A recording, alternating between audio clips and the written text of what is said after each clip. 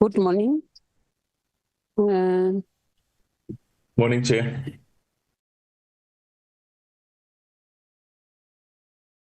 Good morning, Chair.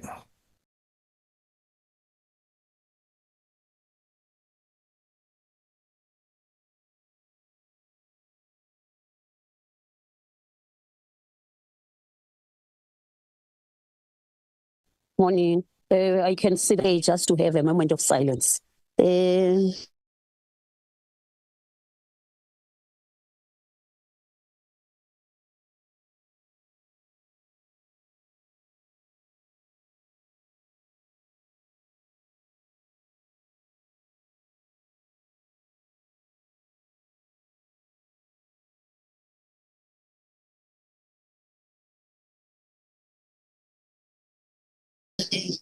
Now, I'm going to give that moment of silence with G20, and we have to have the G20 successfully.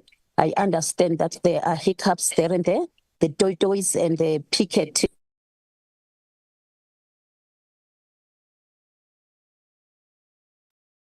You're breaking up, Chair.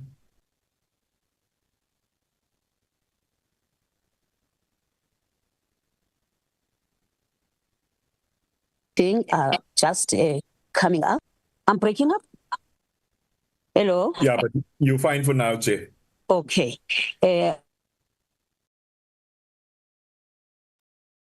We lost you again.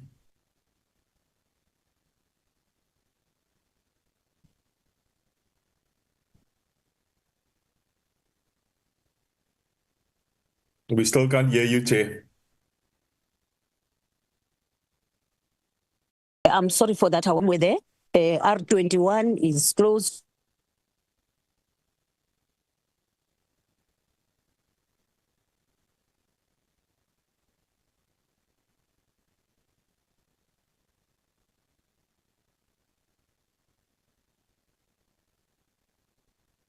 We're unable to hear you, Chair.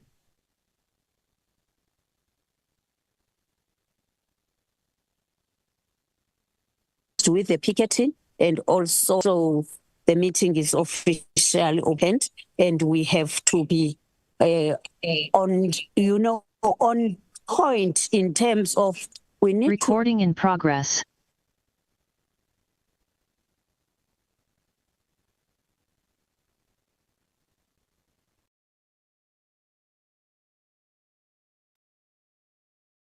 You are breaking, Chair. to know everything that Ariko? Yes, Chair, you're breaking, Chair. At times we can't hear you. We just hear a couple of words.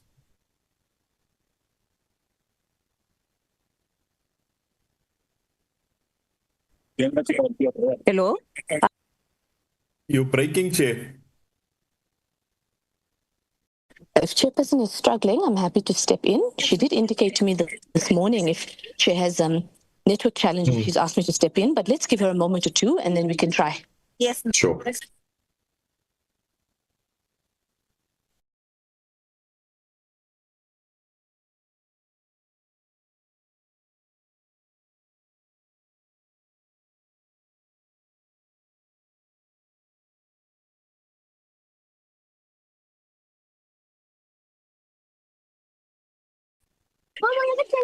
Secretary? Yes, Chair. I'm lose saying you at I'm times. waiting.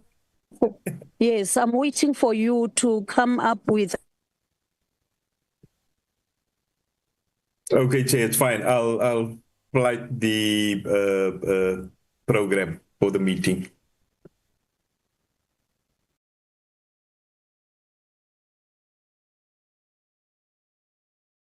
Apologies. I've already done the welcome.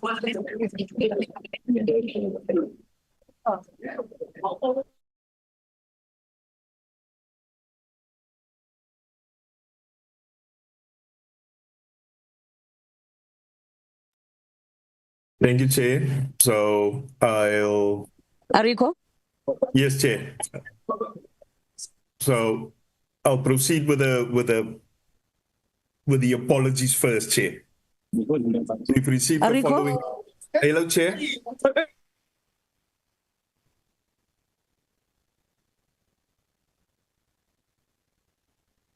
Let me proceed with the program, Chair.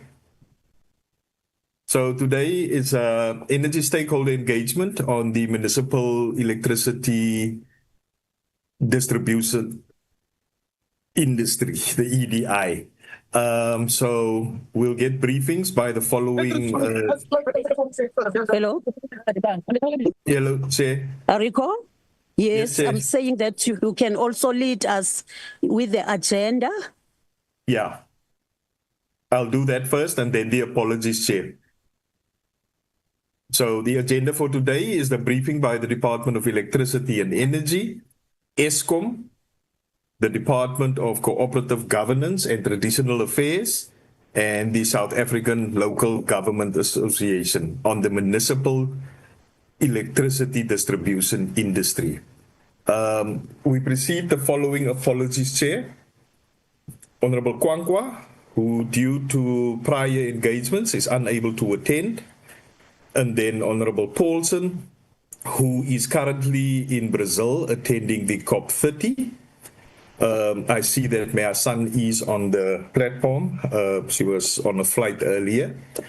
And then we've also, the Minister of COGTA, Honorable Labisa Chair, indicated that he will only be able to stay around half an hour, Chair, till 9:30, due to, as he's hosting a G20 side event, Chair. And then also a request from the Minister of Electricity and Energy, Honorable Ramakgopa, who, due to G20 commitments, Chair, requested to be released by 9:45, Chair. So those are the apologies received, Chair. Thanks, Thank Chair. you. Thank you very much, Ariko. Then can I...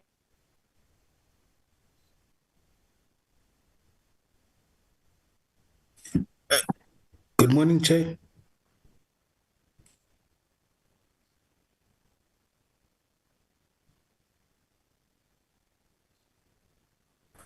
Chair, we've also received an get apology. a hand from the honorable member. I don't see a hand, Ariko. Let me just check, Chair. Chair, we're really struggling to hear you. You cut in and out. Can I suggest that Honourable Hassan takes over chairing for now?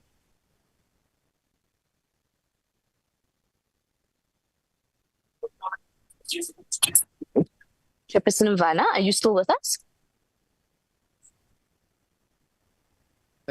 All right, let's give Chairperson Mvana a few minutes, but what we're going to do is continue. Ariko, before you move forward, Mhlamulo, you had unmuted. I would assume that was to communicate an apology. Good morning, Chair. Thank you. We did submit a formal apology regarding the Acting Director General that he won't be able to attend due to G20 commitments as well. All right, noted with thanks. Ariko, please can you flight the agenda one more time? I know members have seen it in their emails. Just for the sake of clarity. There we go. Honorable members, as you know, today we are dealing with what we're calling our stakeholder session on the energy distribution. There we go. Energy distribution Electricity distribution. Sorry. Yeah. Electricity distribution industry. And today we have quite a number of presentations, as you can see on your screen. So I'm going to get straight into it. Can I get anyone who seeks to either adopt the agenda and accept the apologies or alternatively make any amendments to the agenda? Mr. Milam's hand is raised, ma'am. Go ahead, Honourable Milam, followed by Honourable Nkosi. Thank you. I propose the adoption of the agenda and the apologies. Honourable Nkosi. Thank you, Acting Chair. I also second the acceptance of apologies and adoption of the agenda. Thank you. All right, thank you very much. Can we now move to the agenda point where we've welcomed the Minister of Traditional Affairs, Honorable Slabisa. I know that both ministers have their hands quite full, so we're going to go straight into that remarks from yourselves, and then we'll engage. In fact, after all the presentations, because I don't want us to interrupt the two ministers, given the challenge on time. Honorable Minister Slabisa, over to you. Good morning, Acting Chair. Good morning to the Honorable Minister of Electricity and Energy, the Honorable members of the portfolio, and all the officials in the platform. Honorable Acting Chair, as I indicated, I will be requesting to be excused at 9:30.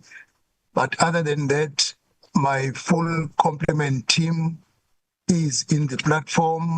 They will lead the presentation, as the subject of today is the work that is well underway in as far as COGTA is concerned, as we also work together with SALGA.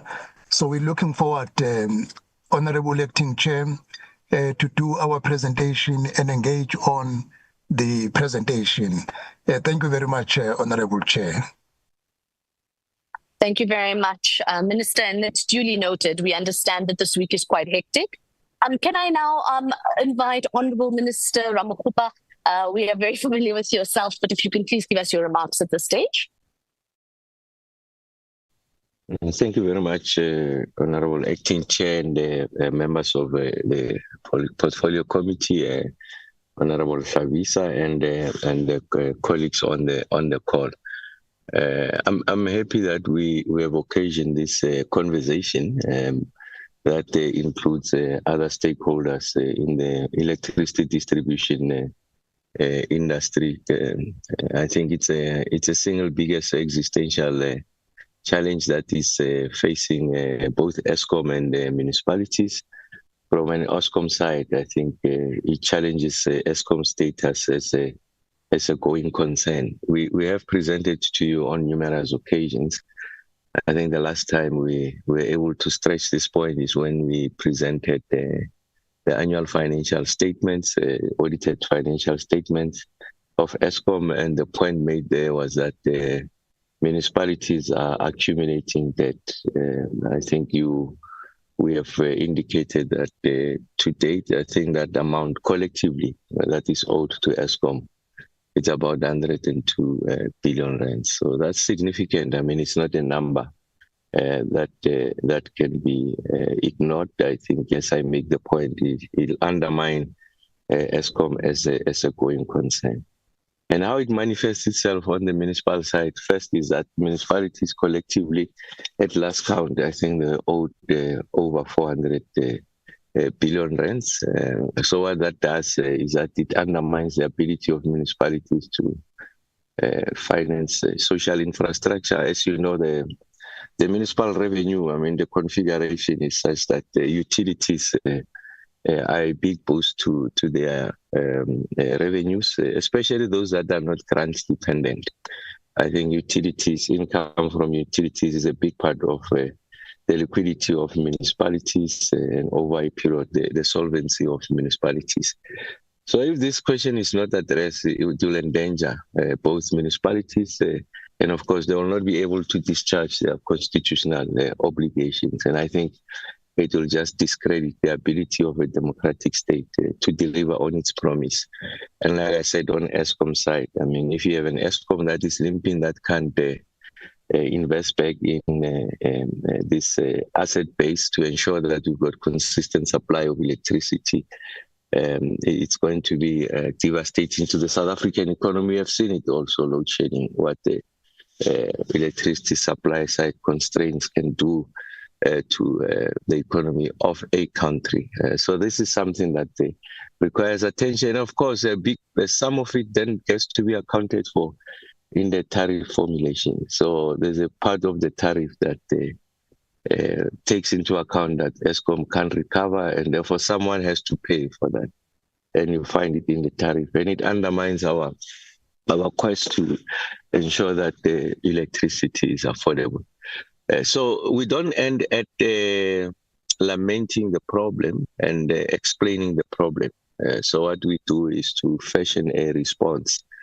So what we have done, you'll see, I mean, what I don't know who will present, but whether from Eskom or from the department, we are introducing an intervention called the DAA, the Distribution Agency Agreement. They'll explain it in detail, but really the point there is to, the first principle is that the municipalities can't be stripped of their constitutional power. So what is that constitutional power? Is to reticulate. So that's the first principle. The second principle is that the municipalities have to pay Eskom and customers have to pay municipalities. And therefore you must do everything possible to ensure that you are able to enforce credit control when necessary, ensure that there's completeness and accuracy of billing, and technology exists to help you to address that conundrum. No, not the conundrum, those challenges that I've met, the collection, completeness of billing, accuracy, credit control. So technology does allow you to do that. And then the third principle, like I said, people must pay, including those who have taken upon themselves to connect illegally. So this intervention seeks to address what we refer to as non-technical losses, or colloquially what we call izinyoka, so that we protect the revenue stream. The fourth principle is that we have created a dispensation in the country where the less affluent or the poor are receiving a particular threshold of electricity for free per month. I think that's 50 kilowatt per hour. And there's a lot of those who are deserving but are not receiving it. So the principle is that the instrument is meant to subsidize the consumer who's properly designated as an indigent. So it's not meant to support municipalities for municipalities to divert the money for other spending pressures. So technology helps us to resolve that question. And then, like I said, I think then the principle is that we want to work with municipalities to bring the necessary capacity to help municipalities to discharge their function of reticulating electricity. It's a systemic and structural question. And we have canvassed with National Treasury, and Treasury has finally accepted that the Municipal Debt Relief Program does not resolve the structural problem. It resolves if you like, the aftermath of that structural problem, what we call the symptoms. So what does that is that people are not paying, and therefore rolling out smart meters then resolve the problem. No, that's a downstream problem. So you are not resolving the fundamental underlying problem. So what we're doing here are resolving an underlying problem. Is that of municipalities that have hemorrhage skills over time? Is that of municipalities that don't have the necessary capacity to do forward planning, generate scenarios of how the demand profile will look like from an electricity side and how to support that changing and dynamic demand profile. It's of municipalities that don't have the money to invest in the infrastructure to ensure that that demand is met. It's of municipalities that don't have an appreciation of the rate of population growth, and therefore the pressures it places on the system.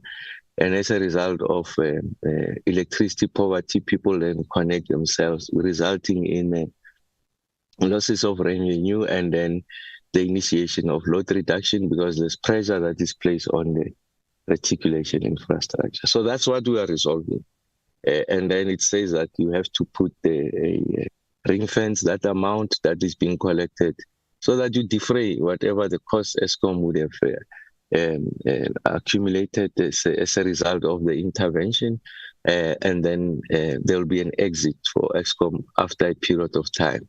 So the point is that you leave a municipality that is technically capable, is able to collect, has got the ability to do the planning, and of course is going to ensure that they sustain electricity going into the future, and therefore the health of the municipality overall is attended to. So that's the immediate intervention. Then there are future interventions around electricity distribution industry reforms and all of that. Those are future interventions that will find expression in the future. The conversation can happen now, but don't conflate the two. I see in the public domain, others are conflating it. You have an immediate crisis. You don't resolve an immediate crisis by just coming with a policy paper reform. Resolve the crisis. What is the crisis? People are not paying. Municipalities don't have the capacity. The infrastructure is under pressure. Let's resolve that. And then parallel to that, let's have a long a conversation about what is the future of this reticulation space of electricity. And that has got constitutional implication. So an impression that you can do these reforms now and strip municipalities of their constitutional powers will not pass the legal test, because it's an original power. It's in the Constitution. So our view is that instead of discussing what is constitutional, what's not constitutional, let's resolve the problem. And parallel to that, let's see how best we attend to the issues of constitutionalism and the role and place of municipalities, because that's a fundamental question that you are raising. Then it's about the architecture of the system of government in the country. And we must not be dragged into that. We have lessons on, as I conclude, Chair, on how you frame the problem is important. We have lessons from load shedding. We spend, or people spend 5 years addressing how to save Eskom. When you didn't have a problem of saving Eskom, you had a problem of electricity, and therefore fix the machines. When the lights are on, we can have a conversation around the unbundling of Eskom and all of that, with the luxury of the lights being on. If you had started with the issues of, we can unbundle Eskom, but if that will not switch on the lights. What switches on the lights is the rotating machines, is the fleet of generators at Eskom. Fix them, and then let's have a conversation. Again here, fix the problem of non-collection, payment, failing infrastructure, and then much later we'll have a conversation around how we can address the system of government, because it's not a local government issue. It's also about the role and place of province. It's a bigger conversation. So I want to leave it there, Chair, and suggest that there will only be one presentation of the GAA so that we don't complicate the discussion. I don't know, I think it's Eskom that will lead on that. That represents our position. Cabinet has approved it in the last, so this is a position of Cabinet. We are doing the GAA. So that's the point I want to make. That's the route we are taking. The GAA is a Cabinet position, and Eskom will lead on that. Back to you, Acting Chair. Thanks for the opportunity.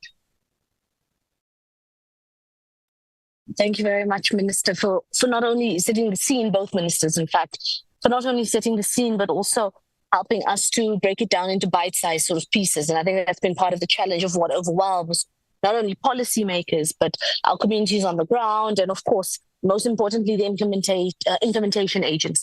So thank you for that. Colleagues, before I hand over to the department, if you look at the agenda, in the current format, we were going to receive all 4 presentations. Although now Minister has indicated that DE and Eskom will be within 1, so that would mean 3. Are you comfortable with receiving all 3 presentations and engaging thereafter, making notes, of course, about who your questions are noted towards? Or do you want to do 2-2? Although I suppose now it's 3, so it would be, maybe 2-1, or perhaps 1 and then 2. Can I just get a quick indication of what honourable members would prefer? Actually, it is still 4, sorry. So what we could do is we could do DE in Eskom, which Minister has already said is together, and then engage, and then we can take COGTA and SALGA. Members comfortable with that, or would you like to take all? Honourable Bosi, what are your thoughts? Thank you very much, Chair. No, I also agree that we can do 2, then we take questions, then we take another 2. Okay. So what I'm then going to propose, given that the ministers indicated it, I'm going to say we do DE in Eskom because they are in 1 anyway, engage that, and then we'll deal with COGTA and SALGA, as of course they are overlapping in many ways. And then the last thing I wanted to tell members just before we get into the presentations, and I think this is where Chairperson was cut off earlier, Today is the 21st of November. I don't know if some members will have been following the news. There is a very big movement around the country. At 12 midday, we will be taking, I think it's 5 to 10 minutes, in which women, not only women, but allies around the country will be taking moments of silence.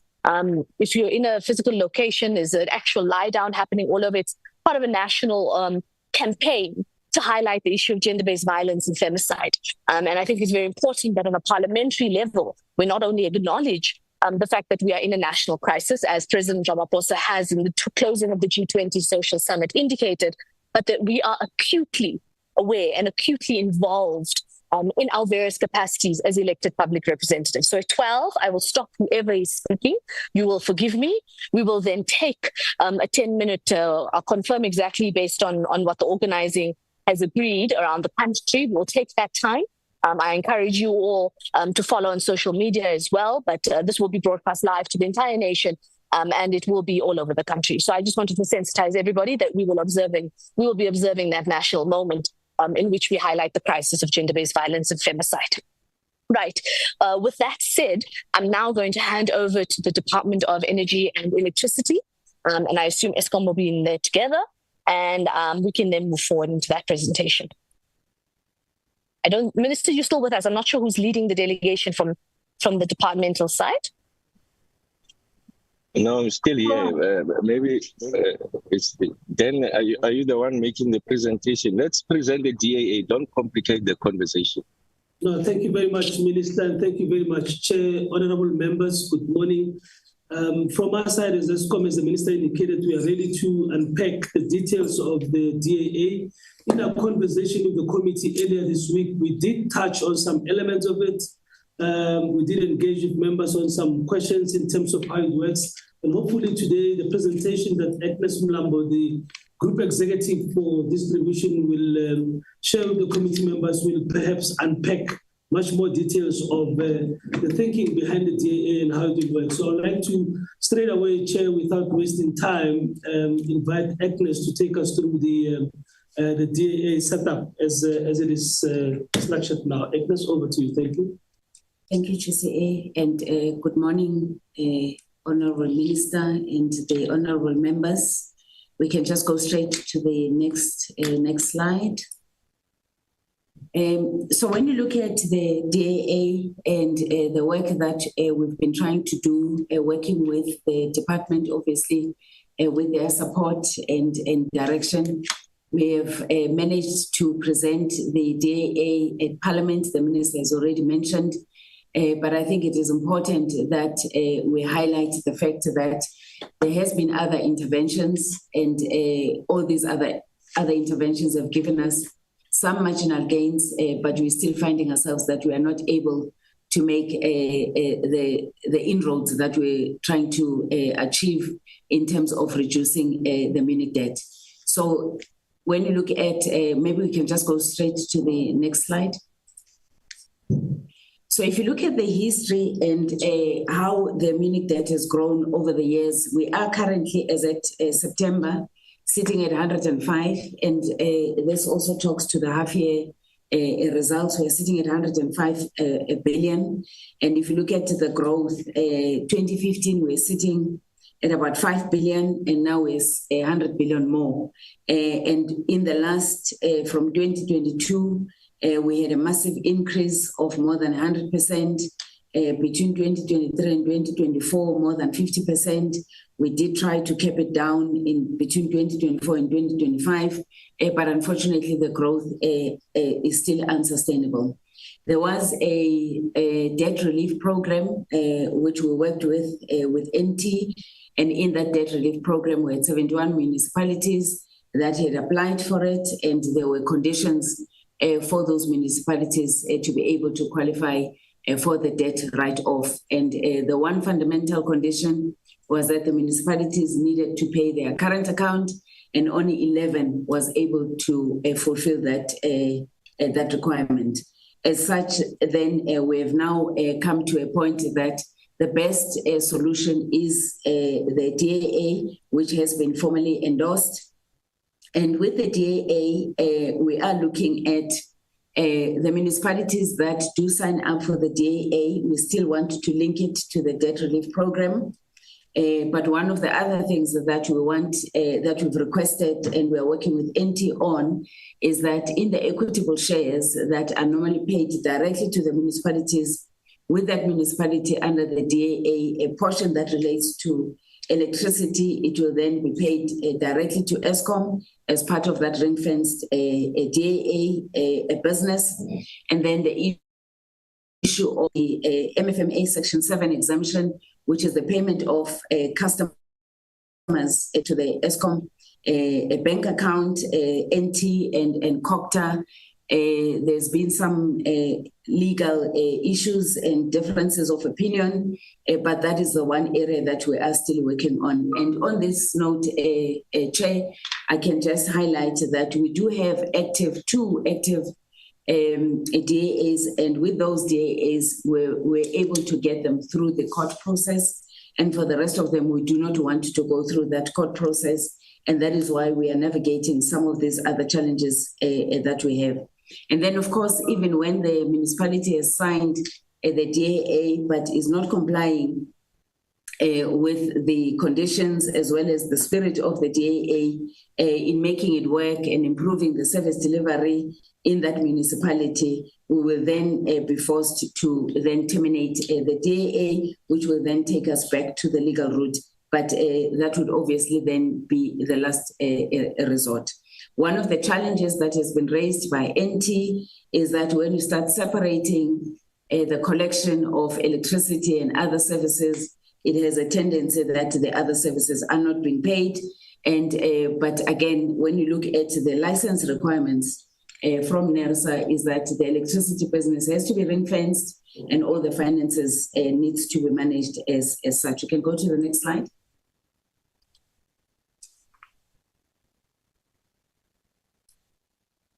Again, just to illustrate the point on the issues that we are still experiencing, I've touched on the 105, which is at the bottom, on the left bottom graph. And but if you look at the payment levels of Eskom from all our customers, we are sitting at 94%. But if you look at the Munics, we are sitting at less than 90%, which is 87.9%. And all the non-Munic customers are almost paying us on time, and we are sitting at 99.8%. So that 94% is mainly because of the non-payment from some of the municipalities. If I can draw your attention, honorable members, to the graph at the bottom right, you can see that over the years, those payment levels have been deteriorating. Whereas for the non-Munics, it's been more or less sitting at that 99.9%. And yes, there will be times where we drop by 0.1%, but the decline has mainly been in the Munic customers, where in 2020 we're sitting at 92%, and we are currently sitting at 87.9%. Again, explaining why is it that we are now sitting with a growth of 105 billion in terms of the overdue debt. You can go to the next slide. Since the implementation of the debt relief program, we have unfortunately, as indicated, that 61 of those Munics did not comply with the conditions, and because of that, they've contributed 27.6 billion of that 105 growth, just from the 61 that did apply and did qualify to be on the debt relief, but did not comply with the conditions. And then on the 11 that did comply, you can see that there was zero growth, and therefore with the debt relief, it did work only for those 11, and we're able to arrest the growth. The table at the bottom shows where the significant growth came in. But Chair, while I'm talking about that growth, I can also share with the honorable members that we have recently signed Marathon, a city, a couple of weeks ago. We will be officially launching it on the 15th of December. And this is the first municipality that is signed without the court order, which is why the discussions that we have with NT become critical, because then we will be able to move with speed with Marafong, but we will be launching it on the 15th of December. But if you look at the table, the growth from Marafong was about 74% in terms of the overdue debt. But the list that you see there, those are the major contributors. Msunduzi leading at about sitting at about 182%. In terms of the quantum, it's 212 million, and then Rand West 206. But you can see that the quantum of the growth for most of those municipalities, they are sitting at more than 100 million to date, and they have made that a major contribution to where we are to that 27.6 billion. Can we go to the next slide? Chair, again, this is the journey traveled in trying to manage, stop, prevent, and reduce the Munich debt. We've done management, we've had conversations, we've worked with the municipalities to try and work on some of the fundamental issues that they were facing as part of the credit management. We've instituted legal interventions, and again, also that has come in with some benefits where we've got court orders. Unfortunately, not all the municipalities have honored those court orders. We have some of the municipalities, we even froze their bank accounts, and we also know that that was not sustainable, and it obviously had a negative impact in terms of the service delivery. We've also limited a service provision to those municipalities that have been unable to honor their current account. And how we have done that is one was to limit their demand based on what we had contracted on. Again, that has also had some challenges. We've also, when we had outages in the areas where we are supplying those municipalities, that would not respond, forcing the municipality to honor their payment so that we are able to order spares and also be able to deploy our teams to do the repairs. In some instances, the municipality would also pay upfront for those repairs without necessarily paying for the current account. Again, we still have not been able to make the benefit, or rather to achieve the benefit that we have been driving, which is to get the municipality to pay for their current account, which has now taken us to the DAA. And one of the other alternatives, which is the DAA or the active partnering in different forms, but also with the DAA is now the intervention that we are now implementing. And one of the solutions that we have offered to the municipalities, and none of them taken that offer, was to pay for their consumption upfront. Again, when you do that, you are ring-fencing what is not, and we are also trying to at least contain the growth by working with the municipality that if they can at least pay for what is being consumed in that month, but even that offer did not work. But that is the journey that we have traveled in trying to arrest the growth on the municipalities, and hence we have now landed on the DAA. If you can go to the next slide. Just to cover the objectives and the principles that we want to achieve around the DAA, as well as the support that we require. The DAA in principle is that, and the intent of the DAA, we want to improve the collection of revenue from the municipality. And if we do that, the municipality will then be able to honor their consumption and be able to pay for their bills. And the way that that's the one.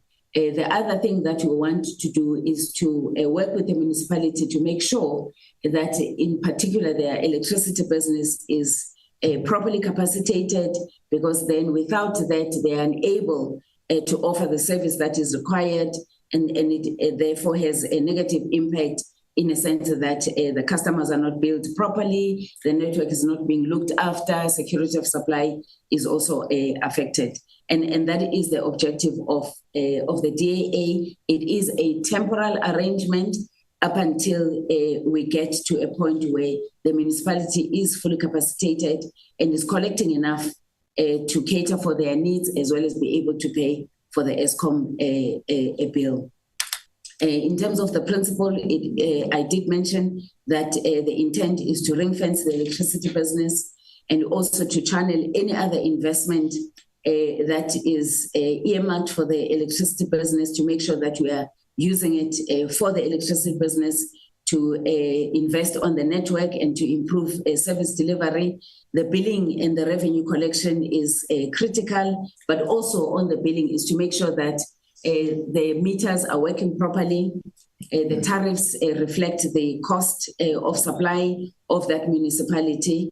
And then in terms of the customers, they will continue to be billed in the municipal tariffs, which is why they are retaining their license, and we are only offering and managing the business on behalf of the municipality. And then also improve on the FBE grants and make sure that it is accessible and that it is utilized for what it is intended for.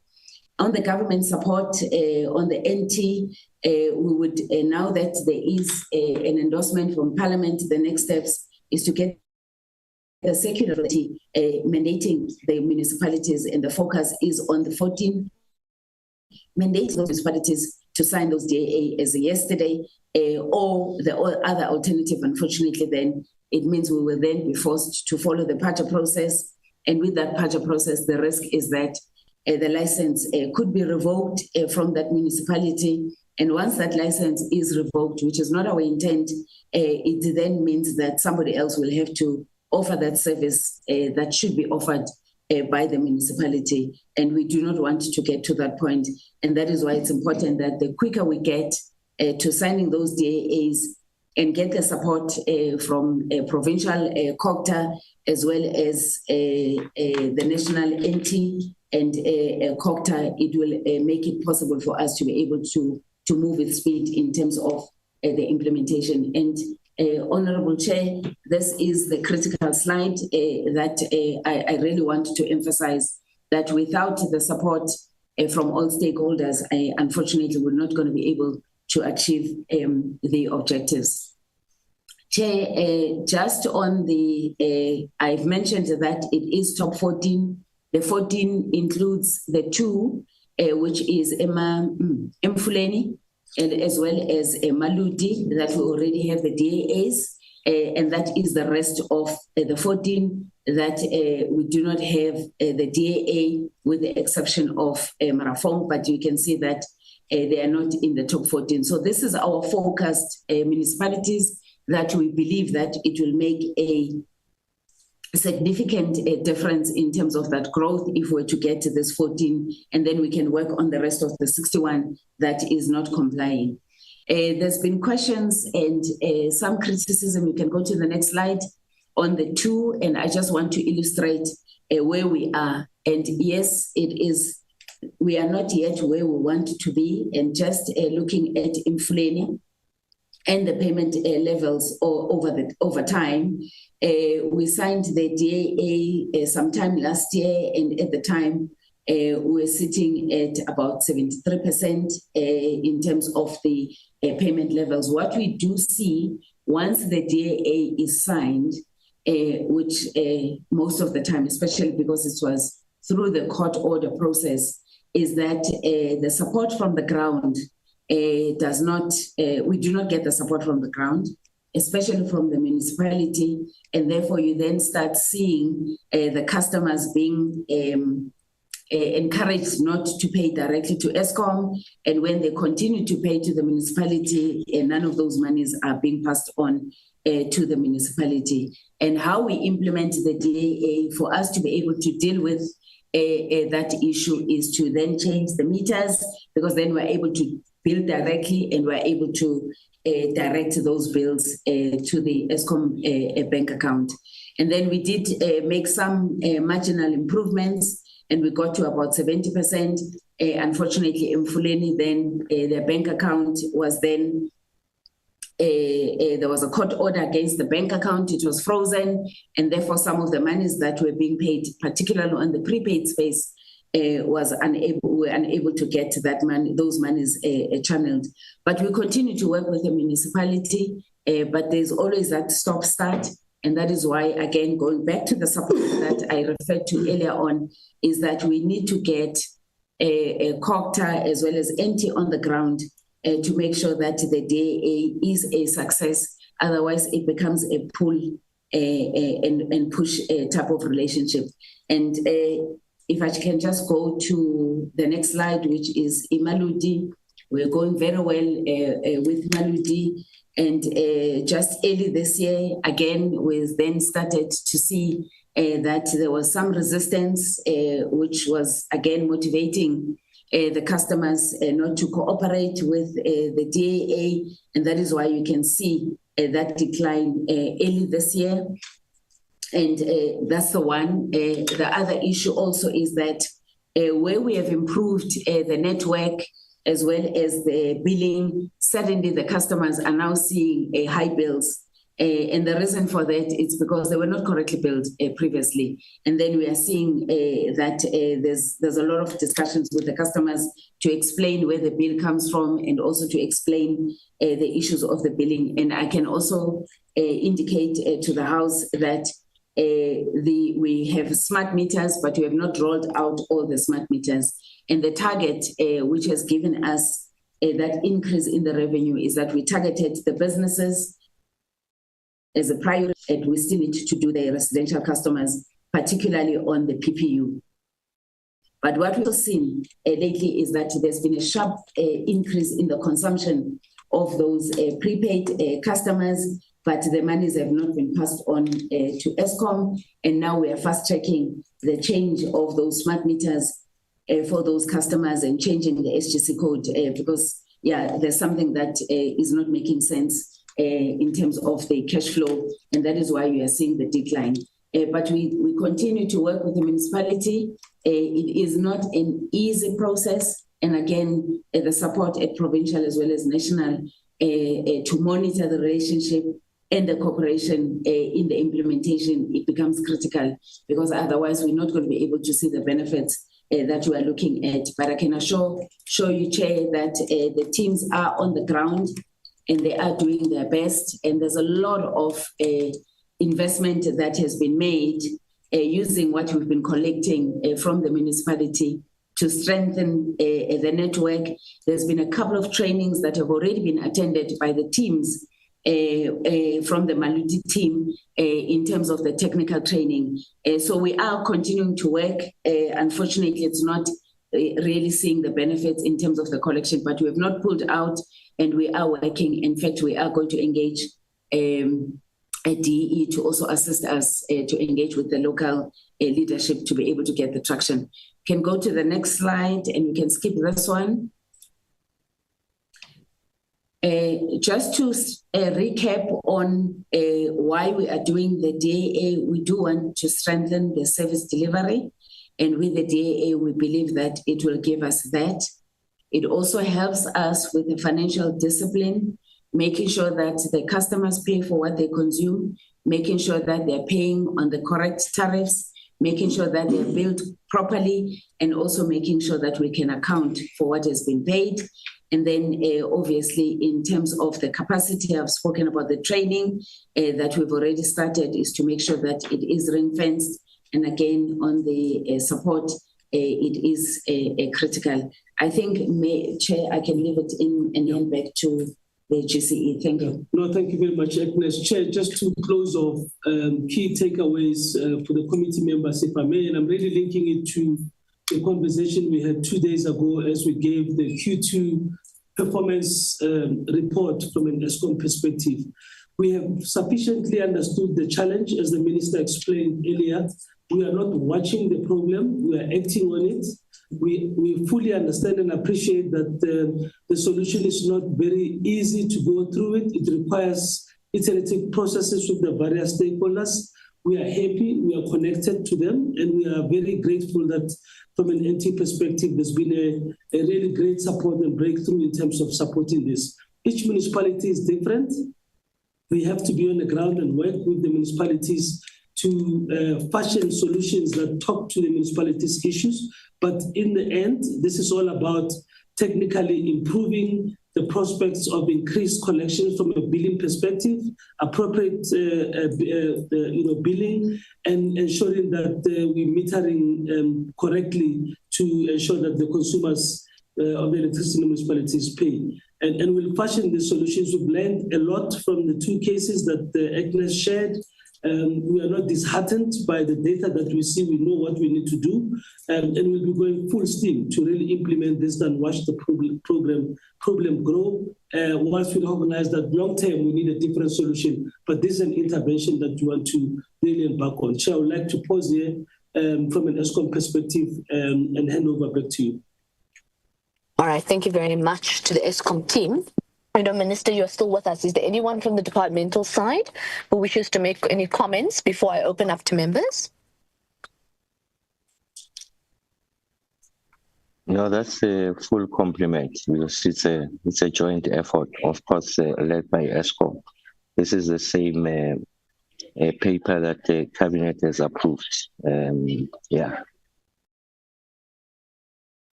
All right, excellent. Thank you very much, Minister, and to the team from Eskom and DE.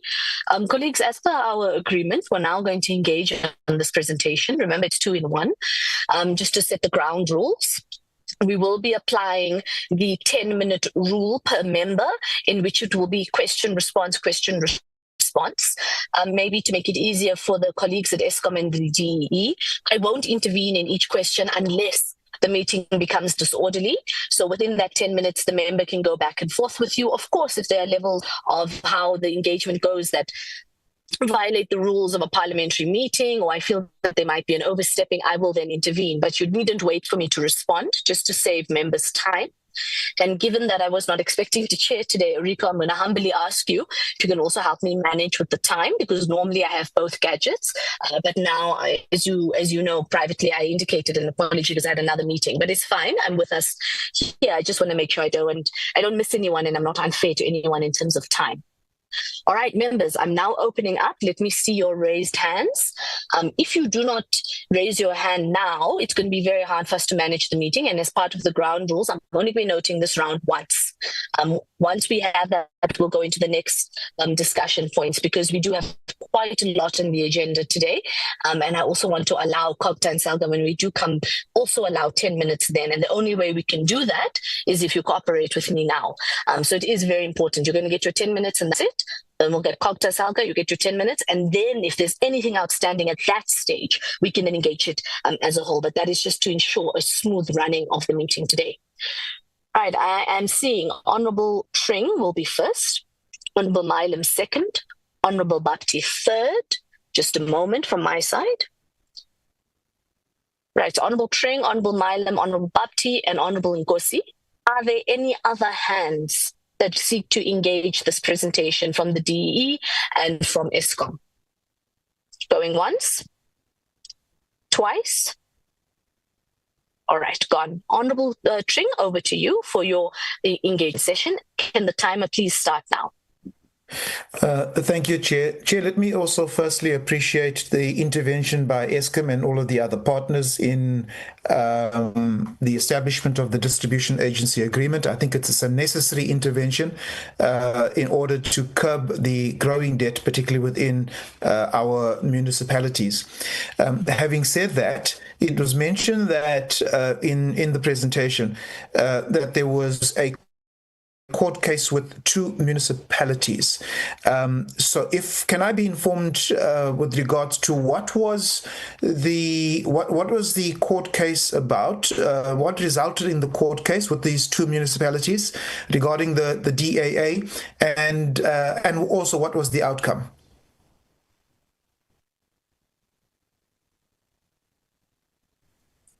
Chair, so the 2 municipalities where we have the DAA as an outcome of a court order, it is Mfuleni as well as Maluti. In the Maluti case, the customers, in fact, the business community in Harrismith took NERSA to court, asking NERSA to revoke the license of Maluti.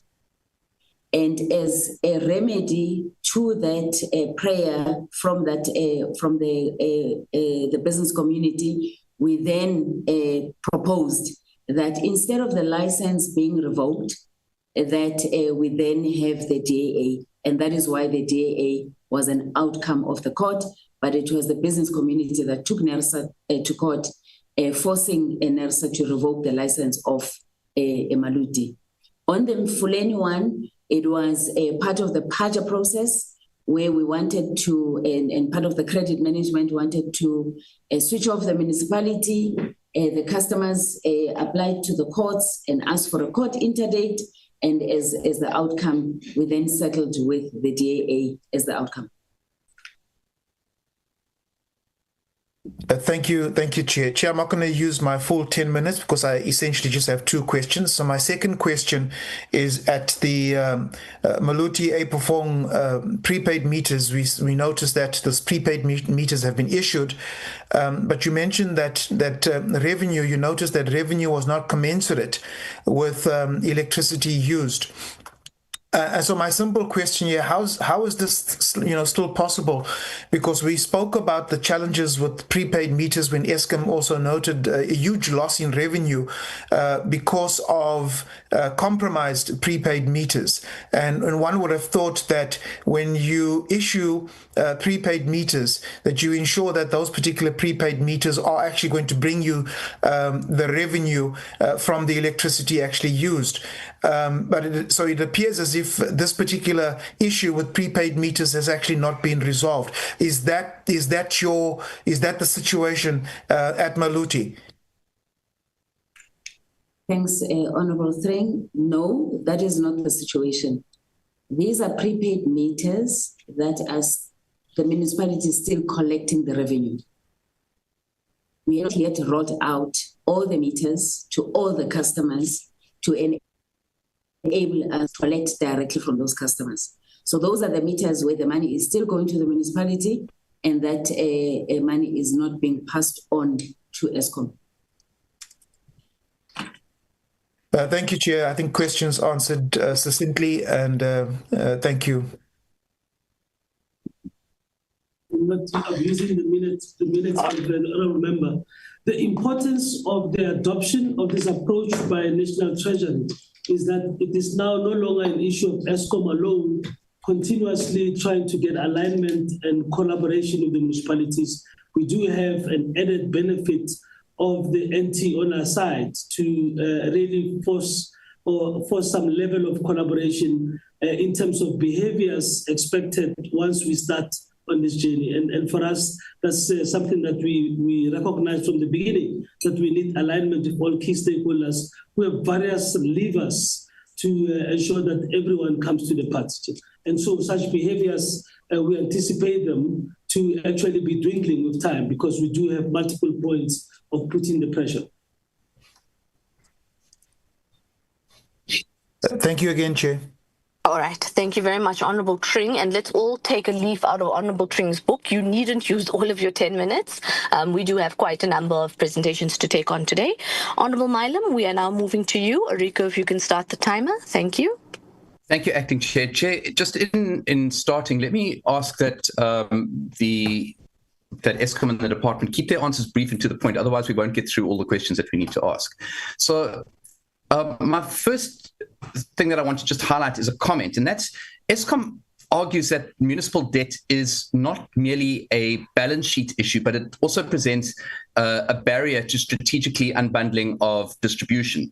And it says that it's unable to put a date on the unbundling due to this unresolved debt crisis. So it's essentially linking municipal delinquency to a delay in national energy reform. And that's a major, major concern, and it's something that this committee needs to take note of.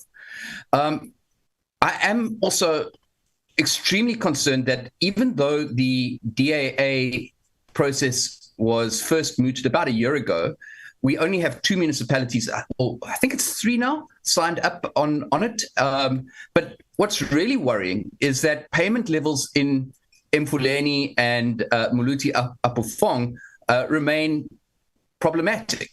Maluti Apofong's fluctuating between 30 and 40%, and that's far below the 90% that Eskom, or the municipality would require for sustainability. What's even more worrying is that there's independent reports that indicate that Maluti Appelfong's debt has actually increased during the period that they have been under a DAA agreement. Can I get confirmation on that specific point? Has Maluti Appelfong's debt increased over the time frame that they've been under DAA? Chair, let me assist Agnes on this.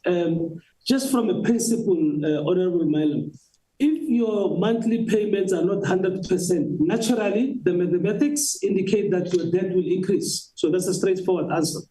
What you want to do with DAA is to arrest the increase in the unit debt. That's what we said, and we explained this on Tuesday as well. Ideally, you want to be driving yourself to 100% collection on a monthly basis. So for as long as your collection on a monthly basis is not 100%, your debt will build up on your previous balance. Straightforward mathematics as it sits. But we've also explained in the previous conversation, the challenges operationally that we are seeing from the two case studies, and we said we've got some insights in terms of how to deal with them. So I will not repeat that to save your time as we've requested. On the issue of the implications on the unbundling timelines, again, we have explained unbundling is a corporate transaction that is associated with the law. There's law that deals with this issue. One of the conditions for unbundling entities is that you must pass, again, as I said, solvency and liquidity tests. Those takes into consideration your forecast financial performance. We have explained that in absence of a solution to arrest the growth in unit debt, you will fail those ratios and therefore you will not be legally compliant with any unbundling. And for that reason, we said, unless you can have a solution that is sustainable and trustworthy, you will be unable to provide a financial forecast that then gives you the estimates of timing on when you can do the unbundling. Chair, thank you very much. Okay, so Maluti Appelfong's debt has actually increased under the period that they've been under DAA. Thank you very much for that. The municipality will increase unless the collections are 100%. The intention of the DAA is to the rate of increase. Ultimately, you want a fundamental solution to address the root cause of this issue. I'm sorry, with the greatest of respect, it's not just about collecting what's currently owed. It's about dealing with what is historically owed. It's collecting arrears debt as well. And that's where the real issue arises. Now, if you are not collecting enough to cover arrears debt, these DAAs are not effective. So are you dealing with that issue at all? Or is that something that we're just wishing away? So let me come in and maybe explain this again and a bit slowly. The intention of the DAA is to arrest the rate of rapid increase in the unit debt. The graphs that Agnes showed that when you go 2 years ago, you had a very rapid decline, increase that really brought some serious undermining of our distribution business financial viability. The order of the recoveries is that you need to recover your cost of servicing as Eskom in the intervention. You need to recover the current accounts. You need to provide enough for the investment that is required for you to improve the collection rates. And whatever remains out of that, you then start dealing with aspects of the historical debt. As long as you are not at 100% collection rates to meet your current debt, you will have some balance remaining. But we have understood this from the word go. We didn't freeze because you can't solve this with one bullet. We have accepted that this is an interim solution, and as explained at the beginning, is a solution that is being implemented whilst we're looking for a long-term solution. What we need support to help reform and bring about the changes that are needed for the sustainability of municipalities in this aspect. Thank you. Chief, let's just be realistic here. Let's just be realistic here. There is not a municipality in the country, not one, where collections are at 100% exactly. There's not one municipality. In fact, there's not one municipality anywhere in the world where collections are at 100%. You can get to 97, 98, 99%, but 100% is extremely unlikely. So we're wishing for pie in the sky things here. We need to look at what 90% looks like and why are we not achieving that. I want to just put that to one side.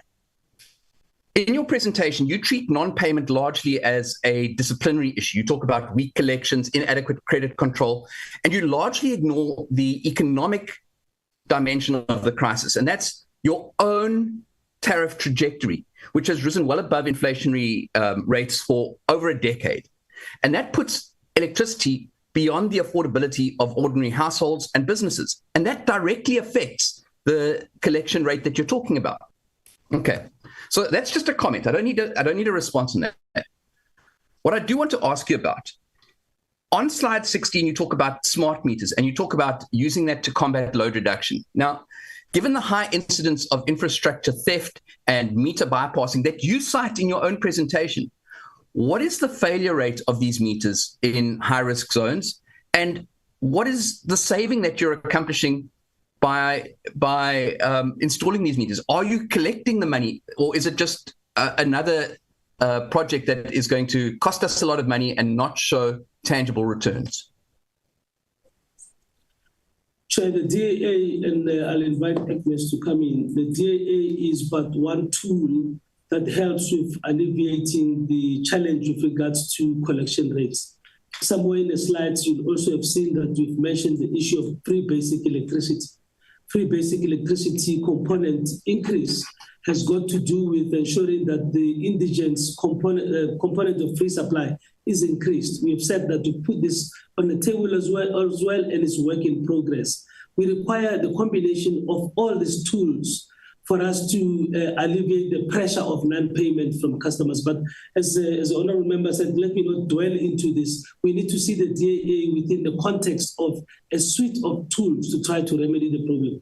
If you may just talk about the issue of smart meters and the collections. Thanks, HCE. On the smart meters, I think we're already referring to the next presentation, which we have not yet covered. However, I do want to go back to the comment that you have made, that there's no municipality that collects 100%. You are right. And that is why also our payment levels from non-Munics is not 100%, it is 99.89.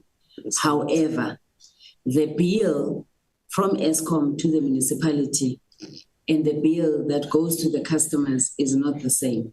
There is a markup because we are using the municipal tariffs. It is the intent that what we are collecting should be far more than enough to cover Eskom current account, but also to cover the cost of providing that service. My next question is sort of towards the DE, given that we're covering both the department and Eskom at the same time. And I know we haven't had the actual presentation, but I did read through it.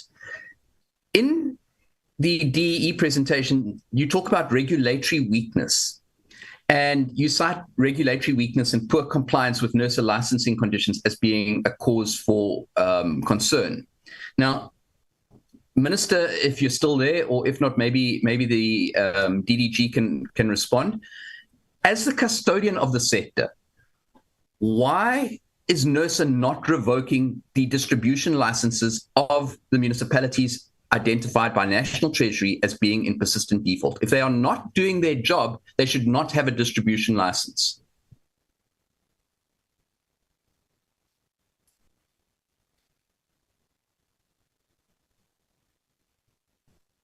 Anyone?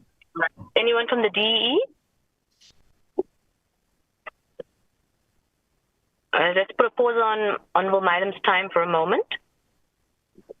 Person, it's Kubeshni Bhagwandi. Let's start up the timer again. All right. So firstly, let me just greet all honourable members and colleagues from the industry. So, person, it's so. I think the preference is not to just go and revoke licenses from the municipalities. The stance is to first assist the municipalities, stabilize municipalities, and do everything in our power to assist them because of their constitutional right to provide reticulation. So the preference is not to take away the licenses, but rather to provide assistance.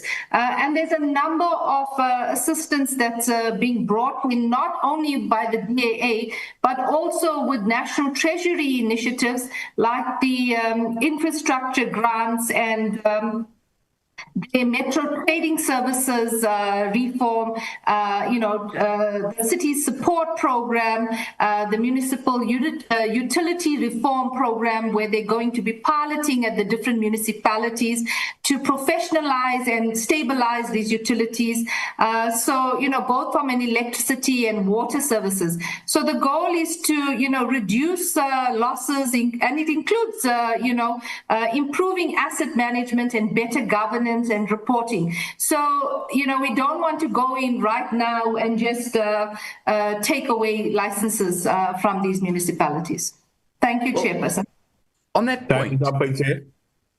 Time is up, Mr. Milam. All right. Thank you very much, Rico. Honorable Milam, apologies, this is how it works. At the end of everything, we'll see if there's anything outstanding that's after COGTA and SALGA, and perhaps that might be your opportunity. Let's now move to Honorable Bapti. Your timer starts now. Thank you, Chair, and I'm going to switch off my video just to improve my signal. Chair, I want to start off with what I think is something that's being missed in the presentations we're receiving, and I'm not pointing any fingers or laying any kind of blame, but the DAA is innovative and constructive. It attempts to deal with, I believe, more the symptoms than the causes. And it does work to some extent, and it's going to take time. But is it pragmatic in the short and medium term? And I question that. And one of the questions that arises out of that is, does Eskom have sufficient capacity to deal with all the defaulting municipalities? And if the answer to that is even yes, how long will it take? But nevertheless, I must appreciate that Eskom, the department, Treasury, are doing a heck of a lot to try and rectify dysfunction in another government sphere. And these Eskom, the DE, and Treasury all exist within the national sphere, but they're dealing with a government, another sphere which has its own rights to govern on its own initiative, and that makes it very difficult to understand those challenges. But I want to ask the question is, if we compare municipalities that operate the distribution industry efficiently and effectively with those that don't operate efficiently and effectively, and hence we have this problem of accumulating debt, what is the fundamental difference between the two? Where is the difference? Where does the flaw occur? And I'm going to suggest that it's not in the systems as it's being applied here, and it's in governance and management. I think that's where the problem lies. Because at the end of the day, a municipality is governed by a council, and that council appoints Section 57 managers who go ahead and implement. And when that's not happening, then we will see all the other consequences of that dysfunction in the form of the non-recovery of revenue, the non-maintenance of infrastructure, the non-payment to creditors. Now, I understand that it's very difficult for Treasury and for Eskom and for the DE to deal with that problem specifically because it's in another sphere. And I'm going to put this in our next part of the presentation to SALGA and COGTA, because they can play a much stronger role. And in fact, so can the Auditor General. But coming back then to the slides, and I want to look at slide number 10 and pose the question here. And I think it's the Mfuleni case. If we look at that slide, we'll see that direct payments to Eskom occurred in around about September, October 23, but the decline in the increase in payment and non-payment levels only happened about a year later. Could we have an explanation as why it took a whole year from that point at which Eskom was being paid directly for that decline to actually come about? And again, I want to appeal to the department, to the minister, and to Treasury to consider the point of dysfunction in the council itself and dysfunction in the Section 57 management team, because that to me is where the cause is, where the problem is happening. If they were doing their jobs properly, then a lot of these other things would not be happening. And it applies to other services, but we're dealing here specifically with electricity. There are no consequences being applied to councils and to Section 57 managers who don't implement the many requirements of the MFMA and the Systems Act. They simply ignore them and nothing happens to them. And now everyone is running around trying to solve the problems that arise from that, but not dealing with the fundamental underlying problem of poor governance and poor management. And I think until such time as consequences are placed upon those officials and those councillors who are the fundamental cause, I don't think we're going to see much change. Remember that councils get elected every 5 years. And what stops the next elected council from undoing all the good work that others have done to try and rectify the distribution industry? And it can happen. I've actually witnessed it happen. So I think until such time as we have consequences on councillors directly and on councils directly and on Section 57 managers for the dysfunction that they are displaying or the conduct they're displaying, it's going to be very hard to practice that. And I would ask that the department takes that on board seriously. Thank you, Chair.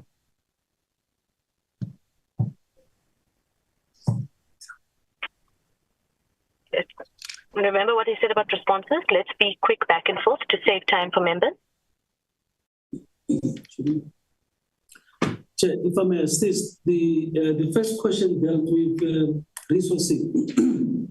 The reason why it actually took a bit of a while within the Eskom governance structures to recommend the DAA to the respective government departments was that our board was also focusing on how exactly are we going to capacitate the execution, given that it is an extension of what we are dealing with. And the key here really lies in the fact that each and every municipality is unique. What we do with the DAA as a first step is to assess the human capital capacity that is present and then tailor a solution that talks to it. In our presentations, we may not have shown the picture here, Agnes. We show how, having looked at the capacity of the Maluti Apofong team as an example, we then tailored interventions, training courses, capacitance for them, and we bring in the additional for ourselves through various sourcing models of assisting them for a period of time. What is very clear, Honourable Bhatti, that around the municipalities that are doing well and those that are not doing well, one of the common issues is the absence of appropriately qualified electrical engineering resources. You're running a business of this nature without the appropriate levels of skills, you are asking for trouble. And I do know that within the ministry, there is also another focus on how do you begin to build capacity to the right levels. These municipalities, some of them are in peripheral areas, in distal areas. The attraction and retention of appropriate skills is a bit of a challenge to be addressed, because long-term sustainability of the ability to run these departments come from there.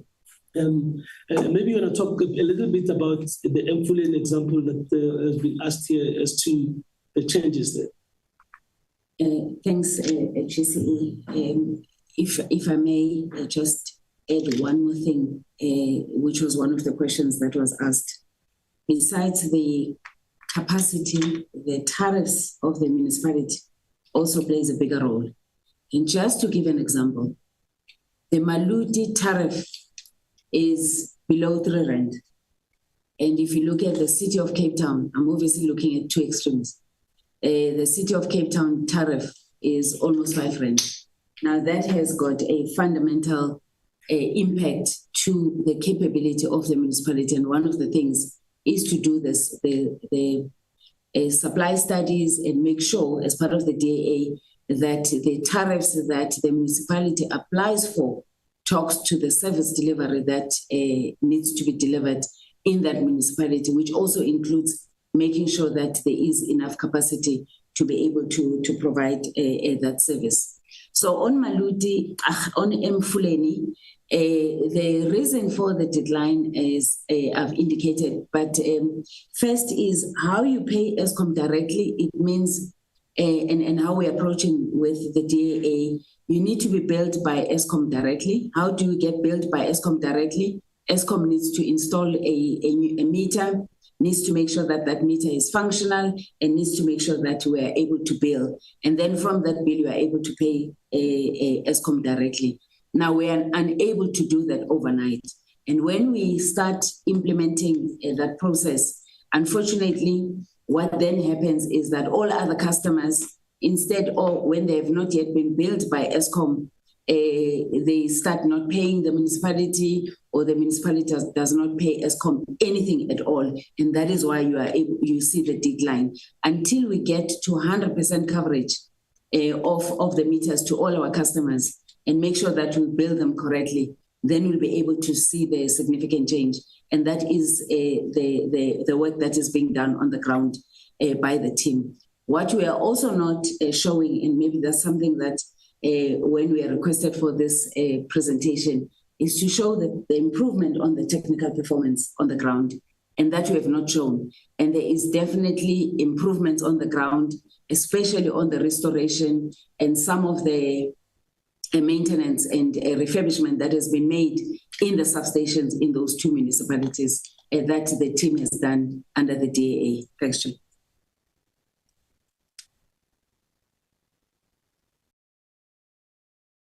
Yeah, there was another question that's not answered.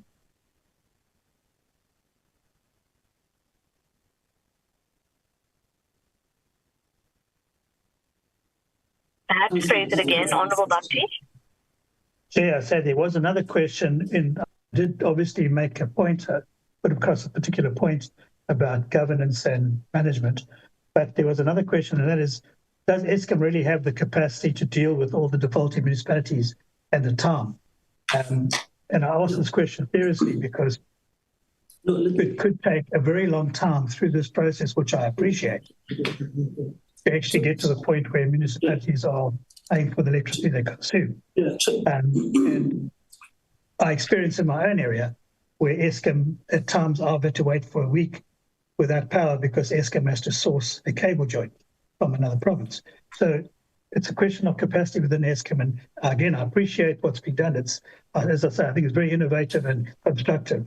But there is a question around the capacity within Eskom to take on what is a considerable additional burden. Time is up, Chair.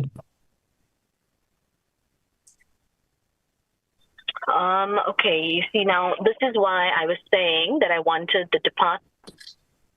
This is why I was saying I wanted the department/Eskom to be fast in their responses, because this is exactly what I wanted to avoid. Honourable Bhakti asked his questions within the time allocated, and due to the delay in the response time of Eskom, now his time has concluded. So I'm going to do this once and I'm not going to do it again. Eskom and DE, I've said this before, be sharp in your response so we don't chow members' time. It's also unfair to people who play by the rules. So very quickly, please can Honourable Bhakti get a response to his question, and I will not allow this again, but I'm only allowing it purely because it is the fault of the DE and Eskom. So please, let's pull up our socks. Chair, thank you very much. We take the question. The resource model supporting each and every municipality is specific to the municipality skills gaps, and resources is to bring in support that talks to the nuances of a particular municipality. So we could use contractors, we could use our own teams that are available, we could upskill the existing municipality employees as well. It is unique. Thanks, Chair. All right, thank you. Honourable Bhakti, after everything, if you're not answered at the end, you can come back in then. Right, let's now move to Honourable Nkosi, and then I saw Honourable Sampa Masiu's hand was up after that. Over to you, Honourable Nkosi. Let's begin the timer now. Thank you very much, Honourable Chair. My question, Chair, will be on the constitutional mandate, also on the functional capacity of the DAA, the Distribution Agency Agreement.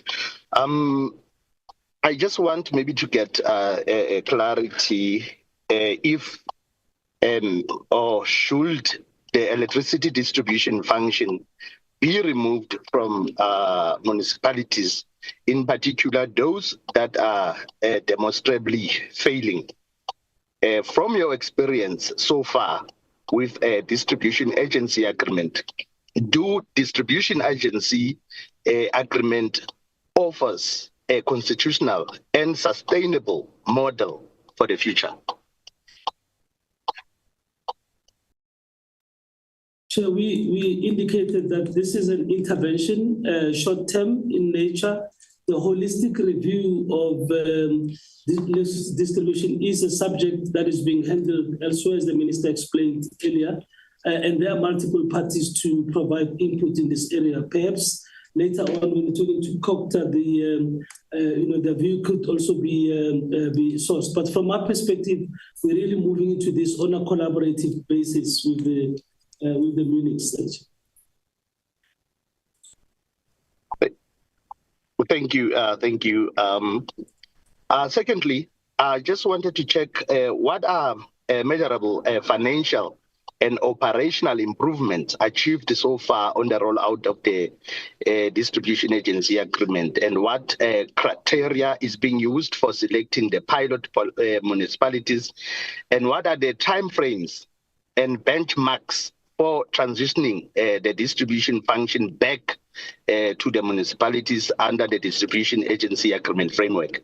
And I just wanted to check maybe also what assurances are in place to prevent the reaccumulation of debt.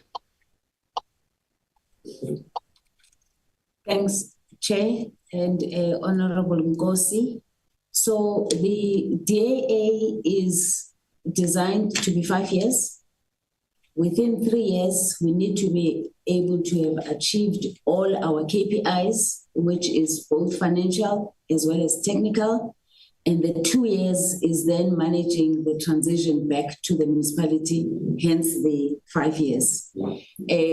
So in terms of the improvements, we are talking about the restoration, the number of faults in the network, and therefore that is why I did indicate earlier on that it is a pity that we did not include those benefits as part of our pack for the 2 municipalities where we've already done the work. But customer service is one of them, reliability is one of them, as well as the restoration, besides making sure that we are also billing correctly.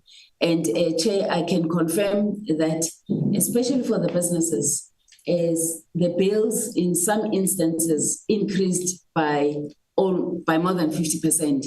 And for simple reason that the meters that were in those premises of those customers were not calibrated, they were not working properly, and for that reason, they were not being billed correctly. So those are the fundamentals that we are resolving. But then again, once we've resolved all those issues, we make sure that we do the studies and we apply for the appropriate tariffs. And hence, I also made that example between City of Cape Town and Maluti. No, I thank you very much, Chair. All right, thank you very much, Honorable Ngosi. Honorable Sompa Masu. Good morning, Chair and the members and the two departments and officials. So, Chair, my question is going to be very, very simple. It's been, I think, the 7th or I don't know in terms of the term of local government. I'm going to ask two departments because there is a serious problems in terms of historical debts of electricity in the municipalities. Why can't we find a way? Why can't they find a way in erasing those? Because we are going to another election 2026. There is another administration that is coming in. They are going to get those historical debts left by those who were there before them. Now, it can be that every term, there is historical debts that municipalities are fighting to pay, and they can't pay because there is a high unemployment rate in the municipalities. In different municipalities, people are not working. It's a mess.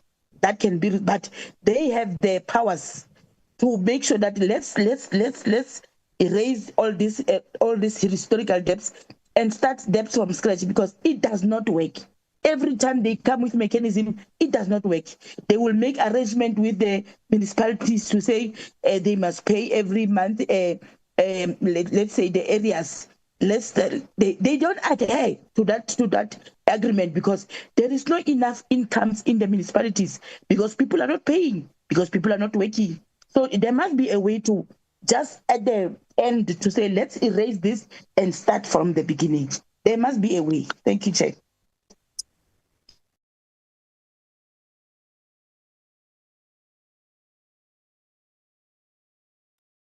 Eskom DE. Directed to the departments, Chair. Chairperson Kubeshni here. So, Chairperson, I think, when it comes to erasing those debts, we need to actually deal with the structural issues. And I think, just erasing the debt does not go back to address the core and underlying issues, the culture of that non-payment. So what we're putting in now is an holistic type of a solution, where free basic electricity will be rolled out to, poor income or low income households. And then, with the DAAs in place, as the municipalities show payment, we will write off that debt. But we do want to see a change in the behavior and in the culture first. Thank you.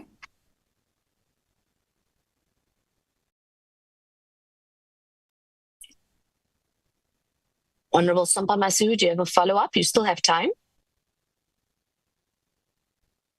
Thanks, Chair, but I'm not getting a clear answer if he says talking about the holistic, because I was expecting the lady to maybe to be clear, to say this is what we have used in. Maybe he must make me an example in what they have used in one municipality, whether it's working, or out of the, maybe if, let me just say, Chair, can the lady maybe, or the department of the electricity said, honorable members, we have used this mechanism in this area, it's working up to so far, that municipality is paying, and then we have erased the debts or something like that.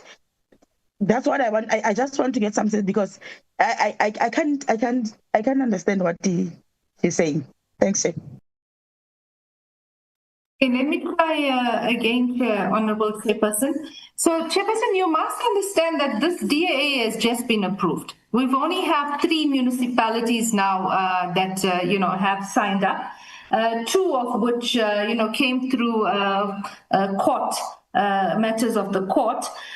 So I don't think we've given sufficient time now to actually go and give tangible cases to say this is where we have written off, this is where we've seen the behavior change. I think we would need to give it some time before we actually then, take further actions and further steps. And like I'm saying, the National Treasury has also come in with additional measures to assist as well. And so this would be a more, it's a coordinated and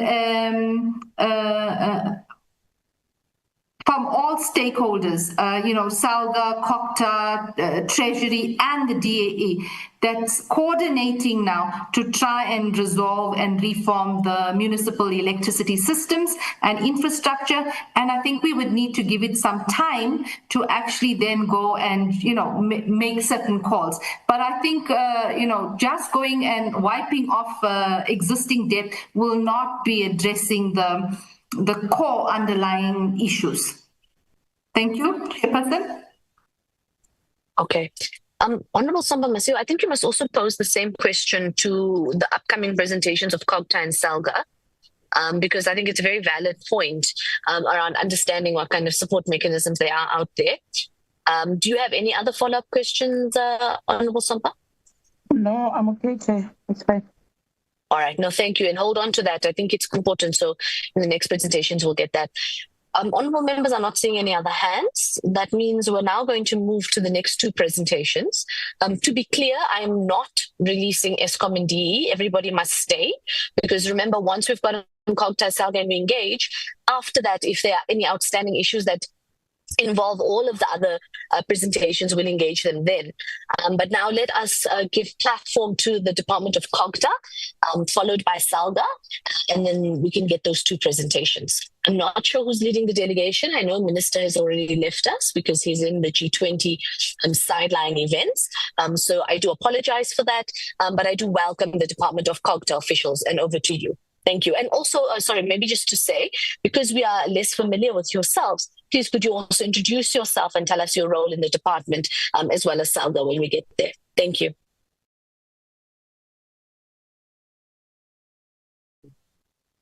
Good morning, Honorable Chair and the members.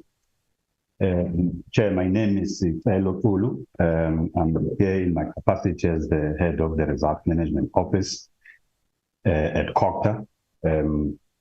Chair, I will be just doing the introductory remarks, and then after that I will hand over to Mr. Babunda to be able to take us through the detailed presentation. Let me just start by observing the protocol in terms of the chairperson, honorable members, the honorable ministers and deputy ministers present, and as well as DGs and DDGs and colleagues. Again, Chair, just thank you for affording COGTA the opportunity to brief the portfolio committee. I'm sure, I think the colleagues will agree that this engagement, of course, I think comes at a very critical moment for the South Africa's electricity distribution industry. I mean, as we've had the discussions with Eskom. As we are all obviously acutely aware that I think the sector is undergoing some profound shifts, Chair. They are shaped obviously by the ongoing EDI reforms, the restructuring or the unbundling of Eskom that we've been talking about. But also I think there's been evolving legislation, I think such as the Electricity Regulation Amendment Bill that has come to the fore and approved by the Parliament, but also the broader transformation within the local government space, especially if you consider the review of the white paper on local government, which I think is critical, Chair, at this point.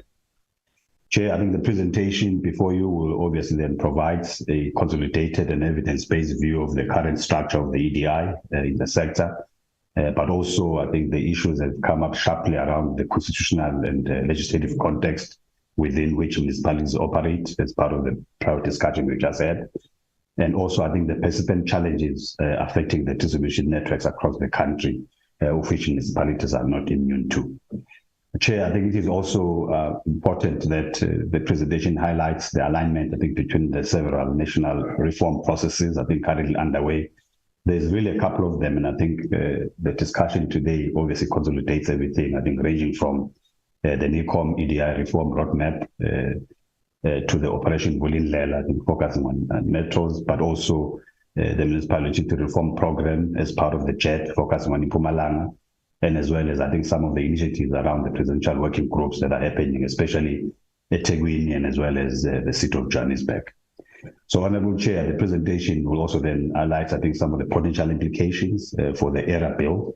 I think we've spoken about the reticulation as a definition for municipalities so that we remain intact in terms of the municipal authority, but also it highlights the impact, I think, in terms of the revenue sustainability, as we've had, I think, the discussion around the DAA.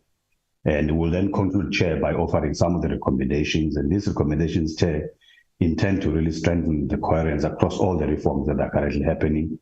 But also, Chair, I think safeguard the municipal mandate and support in terms of the long-term operational stability and revenue sustainability. And then these recommendations, of course, will then seek to ensure, Chair, that as the sector evolves, municipalities remain empowered. They also remain financially viable, but also capable of delivering the reliable and affordable services to the communities. So, Chairperson, with your permission, I would like to then invite Mr. Stephen Mabunda to take the committee through the detailed presentation. And thank you, Chair. I now hand over to Mr. Mabunda to lead the presentation. Mr. Mabunda, over to you. Thank you, Mr. Kulu. Good morning, Honorable Chair. Good morning, Honorable MPs. Good morning to, I'm not sure if the ministers are still here, but also to the DGs and DDGs, as well as all the colleagues. I am trying to share the slides. It seems I'm kind of disabled to share the slides. I'm not sure if anybody else is able to show the slides. I beg your pardon, Chair. Sorry, sir. Can we, Rico and team, can we please make the gentleman comment as well? Given Mr. Mabunda co-hosting rights, but I was informed Mr. Mateza was going to project. Okay. And let's just check. Are you able to present now? Yes, Chair. I hope you can see my slides on your end. I am using a smaller device, but... yes, sir. Yes. Yeah. We can see it, yes, Chair. No, thank you, Chair. Maybe just by way of introducing myself, I know Mr. Tule has done the intros. I'm also part of the Results Management Office within the COGTA family. I am responsible for the energy work stream.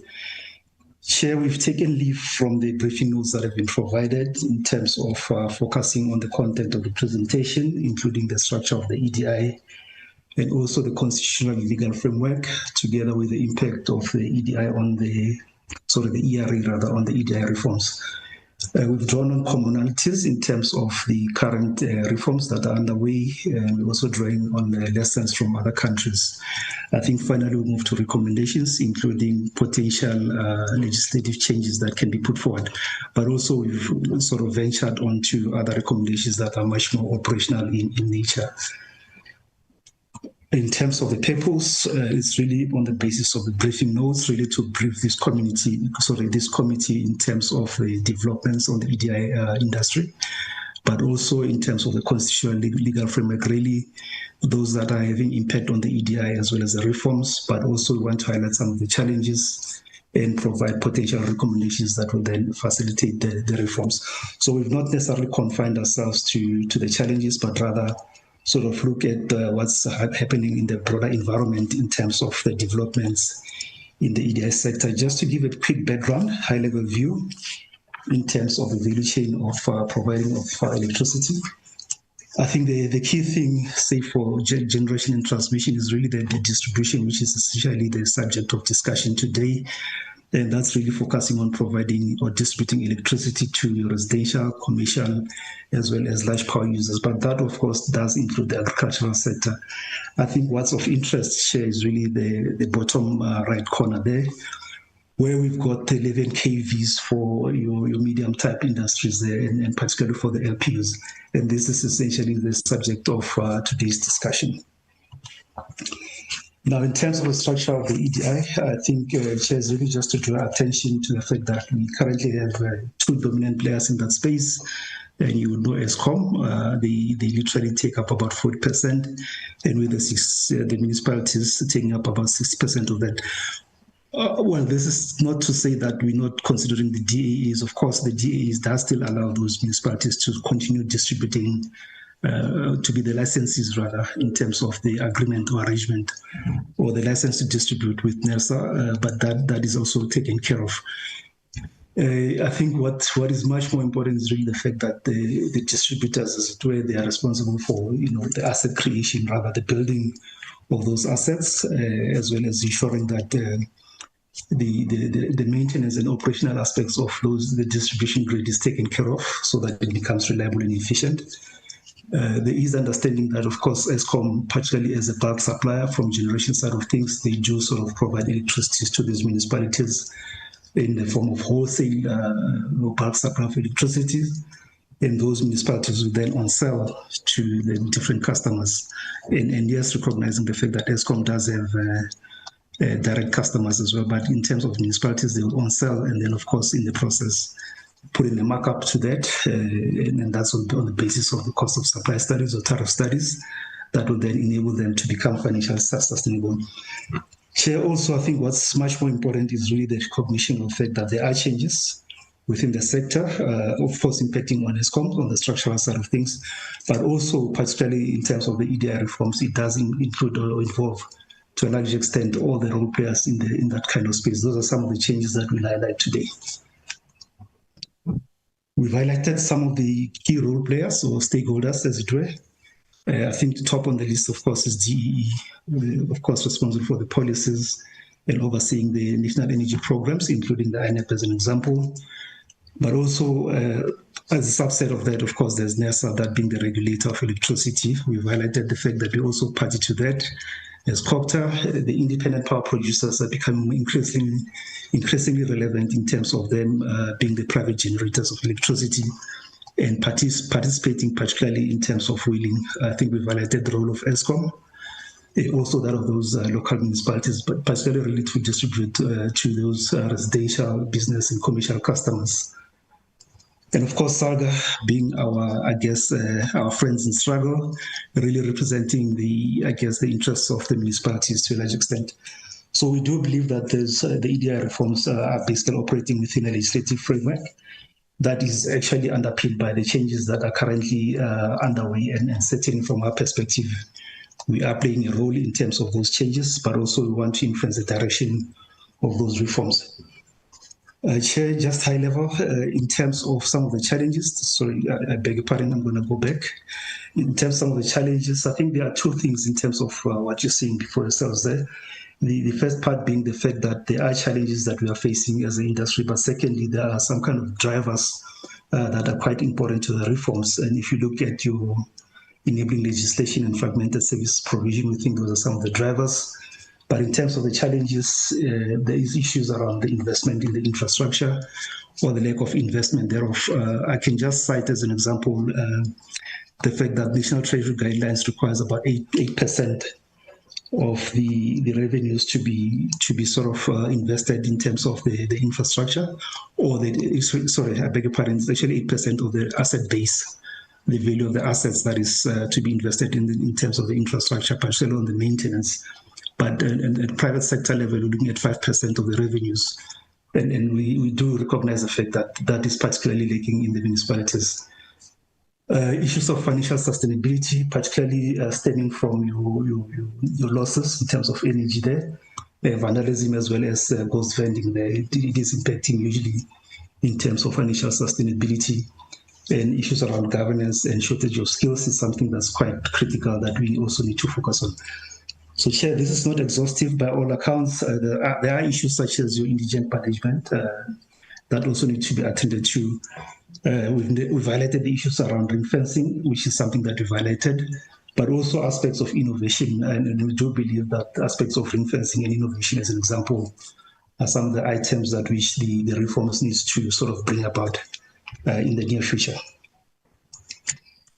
We've concentrated on the legal, regulatory and legal framework, really just to give a sense as to what are those pieces of legislation that actually reinforce, I guess, the powers of municipalities. I think first and foremost is really the Constitution that assigns the municipalities the authorities to administer local government, as well in a sustainable manner. Also, that includes electricity distribution. And we're looking at Section 156 on the Constitution.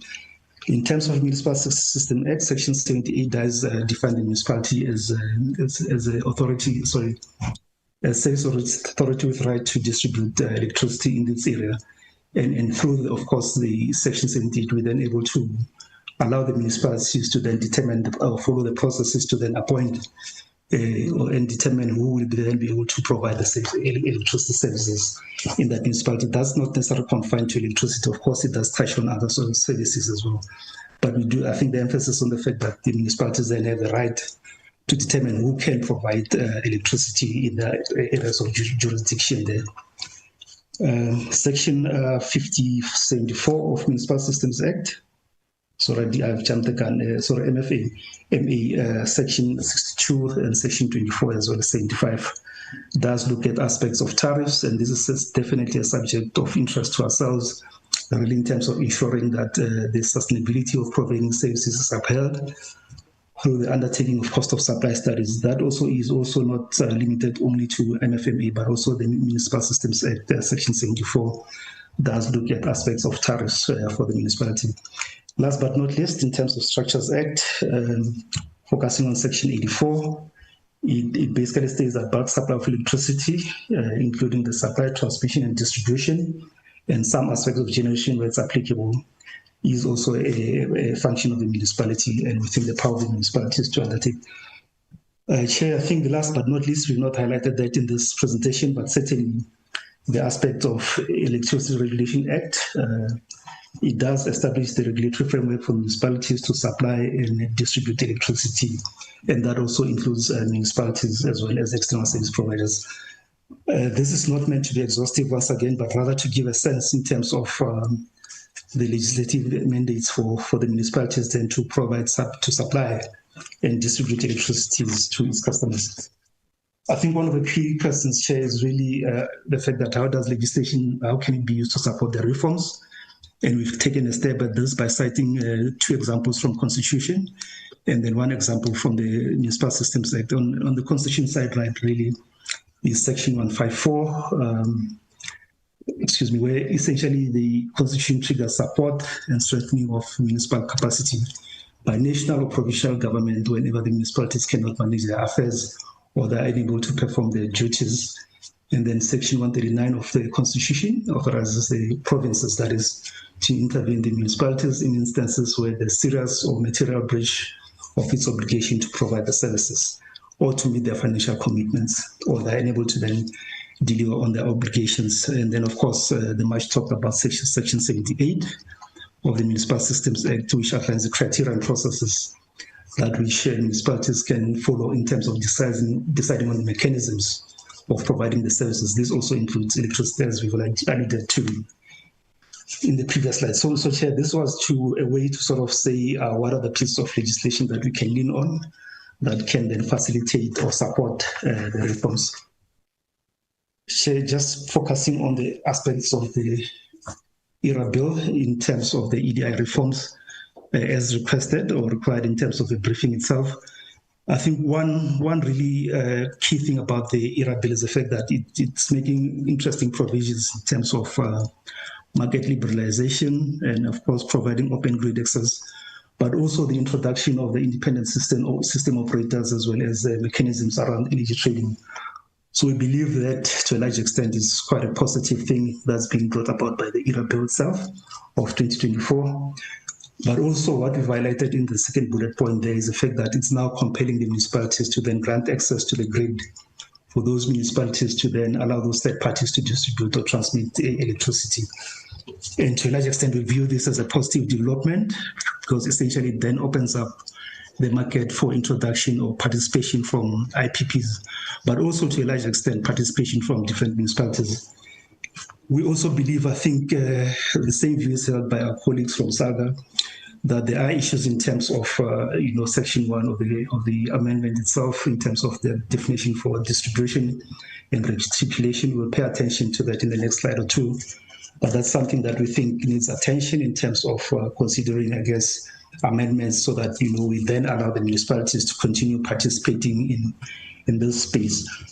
Some of the key aspects of the ERA bill, the integration of the IPPs, we made mention that this is now open. If you look at the bullet point number 3, where in essence we're saying IPPs will then participate in this energy trading, but also we think to a large extent that will then improve in terms of energy provision, but also the reduction of tariffs and energy poverty. We don't believe that this is something that can happen overnight, but we do think over a long period of time, this can certainly materialize. And that's, of course, if we stay religious and consistent in terms of addressing the key aspects of the EDI reforms as espoused in the roadmaps, which we'll share with yourselves right now. Chair, we've also made mention of the introduction of national ruling framework. That's something that is being given attention to a large extent. And certainly there are some kind of training that's underway to ensure that those municipalities are capacitated in this regard. I can also cite, for example, the introduction of small-scale embedded generation framework, which is then sort of a key focus area in terms of ensuring that municipalities are developed and prepared for the imminent changes in that environment. You have cited some of the constraints that we thought need to be brought forward, really around the dilemma of or the definition for distribution and reticulation. And we do believe that may sort of constrain the municipalities from participating in the distribution space. And therefore, we believe this is something that needs to be relooked into, particularly in terms of regulatory changes that would then give the autonomy to those municipalities to continue providing electricity. But also at the same time, we do believe this is going to ensure that, the municipalities are then well positioned to still protect their ability to generate revenues and remain financially sustainable. Some of the commonalities in terms of the reforms, here we've looked at the different reforms without intending to provide the status of these reforms, but really just to highlight some of the, I guess, the key objectives or the intended outcomes of these reforms. The first one is, of course, the Municipal Utility Reform Project, that which is under the Just Energy Transition Program. It's a pilot project for about 4 municipalities in Mpumalanga. We'll get into the detail of that. You'll be aware of the Presidential Working Group for both eThekwini and City of Joburg. And then, of course, Operation Vulindlela, that's been run by the Presidency and National Treasury, as well as the white paper on local government, which is what, as a department, we are running with. And I did notice the colleague, Dr. Naiduizi, as well, really responsible for that aspect. Chair, I think the EDI reform roadmap as well is quite critical. We are not intending to, either give, once again, the progress itself, but really just highlight some of the salient points that which we think are sort of relevant for these reforms. So in terms of the intended objectives or focus in terms of the reforms for the JET IP, that's on the Mpumalanga project. There's about 4 municipalities that are involved. And only 2 of those municipalities will then have electricity projects. That will be Likwa and Emalahleni. And really the intention is to appoint a performance-based contractor. And then, of course, the intention is then, of course, subsequently to then ring-fence the revenues and ensure that the capital is then released to those performance-based contractors to then effect, I guess, necessary changes that will then improve the performance of those municipalities. And subsequent to that, it will then improve the delivery of services, improve the efficiencies, and then sustainability on the energy as well as water side of things. The key aspects of the commonalities, as you can see on the right-hand side, particularly the ones that we've highlighted in green, we do anticipate this is going to improve the billing, reduce the losses, which is, of course, one of the key or pain points that needs to be looked into. Aspects of greenhouse gas emissions, something that we, of course, which is the key sort of focal point for just energy transition. That's something that we look into. But also aspects of job creation and behavioral change. In terms of behavioral changes, it's directly linked to the aspects of losses and addressing the culture of non-payment. And we do think this is some of things that will then be consistent, or that are consistent in terms of the challenges that we're facing across different municipalities. As we've alluded to, Operation Vulindlela, I think some of the focal area for Operation Vulindlela is really to drive economic growth, whilst also unlocking investment in the infrastructure side of things. But also there's aspects of modernization of the transport, or rather the network industries. That includes your transport, water, electricity, as well as digital communications. But also it's looking to improve the ease of doing business as well as job creation. Of course, Chair, you would note that the attainment of the specific KPIs that have been defined in this program will then facilitate the unlocking of the investment, particularly in infrastructure. But I think what's quite critical in this regard, there's aspects of ring fencing for the services, training services such as your water, sanitation, electricity, as well as solid waste. So those are some of the things that we think are sort of consistent in terms of key areas that needs to be sort of taken forward that will then enable the reforms. I'll not take much time in terms of the presidential working group, but suffice to say there is an energy work stream that is then focusing on those areas that we've highlighted. But I think the issues of indigent management, also the free basic electricity, is something that we need to look into. Energy poverty, that's something that I think needs to be looked into, particularly if you look at the access, improving of the energy access, particularly for those that are less privileged. But also, I think in terms of the green energy agenda, aspects of renewable energy, there's still a huge focus in terms of that.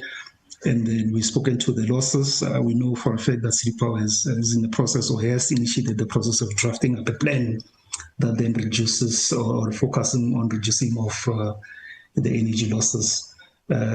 Chair, I think the important aspect of looking at the current network, ensuring that we can restore that network to its, I guess, as is state, design state, is something that remains critical, not just for the city of Joburg. It is critical for all other municipalities. We've looked at storage there, and there's also the aspects of looking at the dispute between Eskom and as well as the City Power there. And this is something that I think there's been headway in terms of making progress to resolve some of those issues. The city of eThekwini working group is also having similar challenges, but I think there's also greater emphasis in terms of onboarding of the IPPs, really to look at issues of renewable energy, but also issues of energy losses as well as alignment to the trading program. The trading program is something that which is being looked into in terms of the eThekwini there. Last but not least, certainly not the last one, is the reforms that are being brought about in terms of the white paper on local government. Some of the issues speaks to the professionalization of the administration. In a sense, I think you would have heard the CE from Eskom talking about the lack of skills, and that cuts across, I guess, the entire local government. But particularly of interest to us is really focusing on the technical type skills to a large extent, really just to ensure that we're then able to provide the necessary services. Ring-fencing keeps coming across to a large extent in terms of the provision of services, particularly those services that are traded, but also issues around the distributed energy generation, as well as driving efficiencies upwards from the different operations across local government. That's something that we think needs to be looked into. Chair, you also will be aware of the National Energy Crisis Committee, workstream number 5, and I notice there's a colleague that's responsible for that in the line here.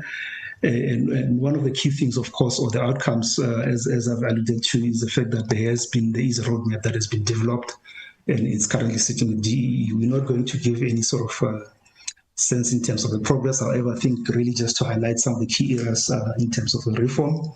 That being aspects of ring fencing, particularly the trading services as we alluded to, but also the modernization of technology with the upgrades as well as ensuring data-driven solutions. That's something that needs to be looked into. There's aspects of unbundling of your grid as well as retail. That's something that I think Eskom is busy with, and they've certainly made mention of that as well. And thus, the EDI reforms actually does want to sort of, bring those into sharp focus as well, in terms of some of the areas of reform that needs to be looked into. Really just to draw the common thread or the golden thread across those reforms, we've mentioned ring fencing. It's not necessarily limited to electricity, as we've mentioned. It also includes water, sanitation, and solid waste. Aspects of skills development, we've talked about professionalization of administration. That also speaks to that. And then, of course, competitive pricing, really to address energy poverty, but also really through opening of the market. We've seen that there is, of course, that aspects that has been brought about by the amendments on the ERA bill there. Issues of underinvestment, we think that's quite critical. It's not necessarily focusing on new infrastructure. There is recognition that's quite necessary, particularly if we consider the influx of, citizens to big cities, but also looking at existing infrastructure. That's something that we think needs to be looked into.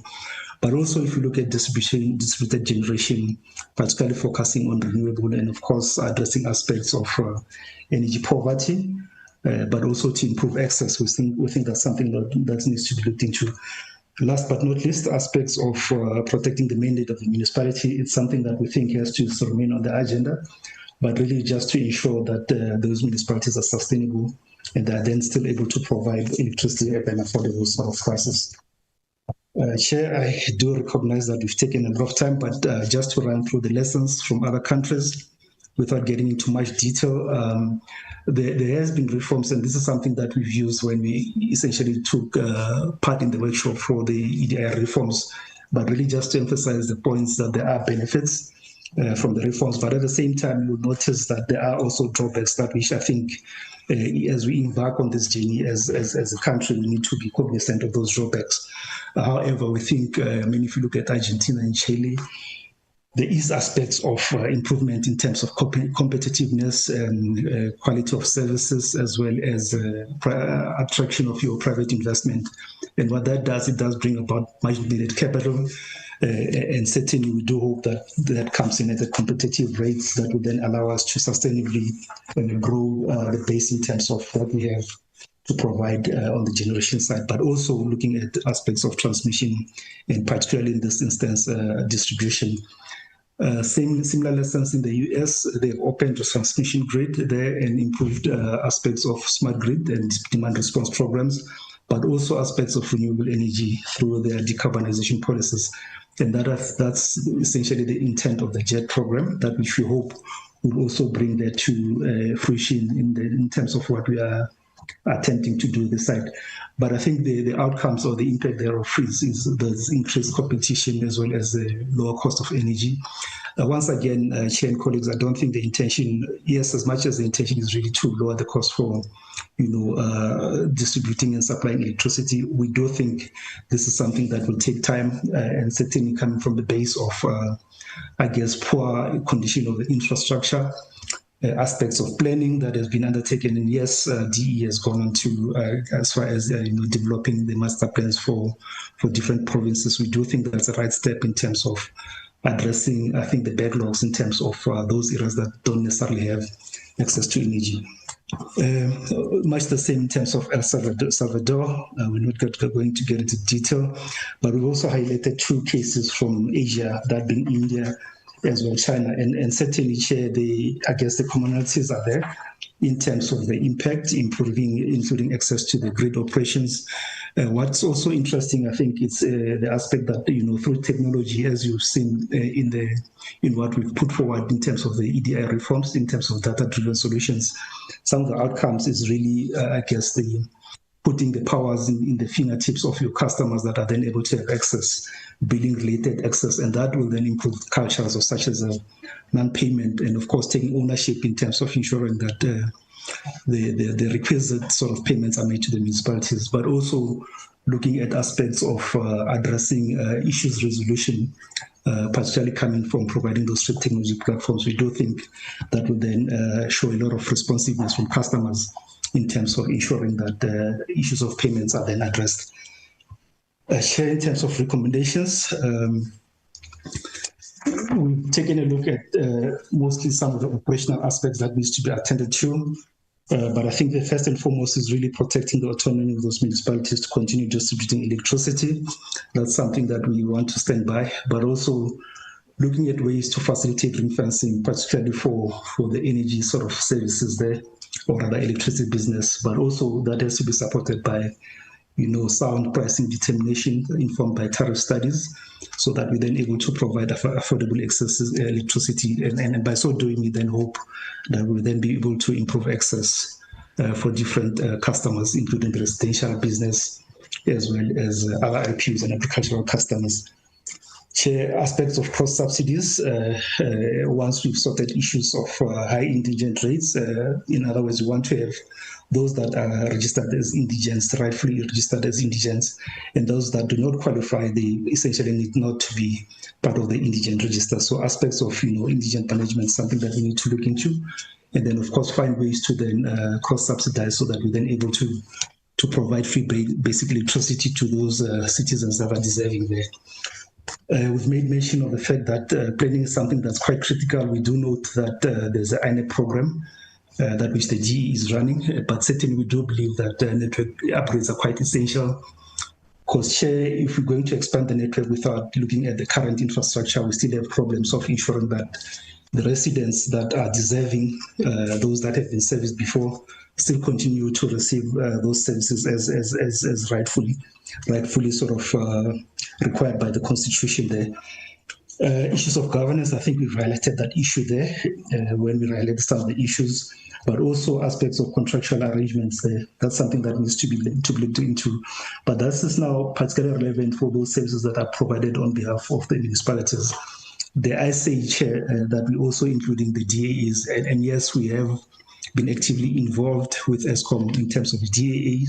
I also just need to state that there's one more municipality that was not mentioned, it's COGTA.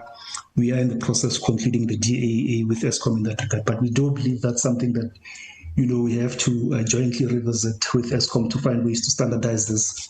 And noting, of course, what the chair of the Eskom did make mention that each municipality is quite unique in its own right. So we do take cognizance of that. However, we think as much as it's standardized, perhaps we need to find a common approach to then take the DAAs to those municipalities that don't necessarily have the capacity to provide the services.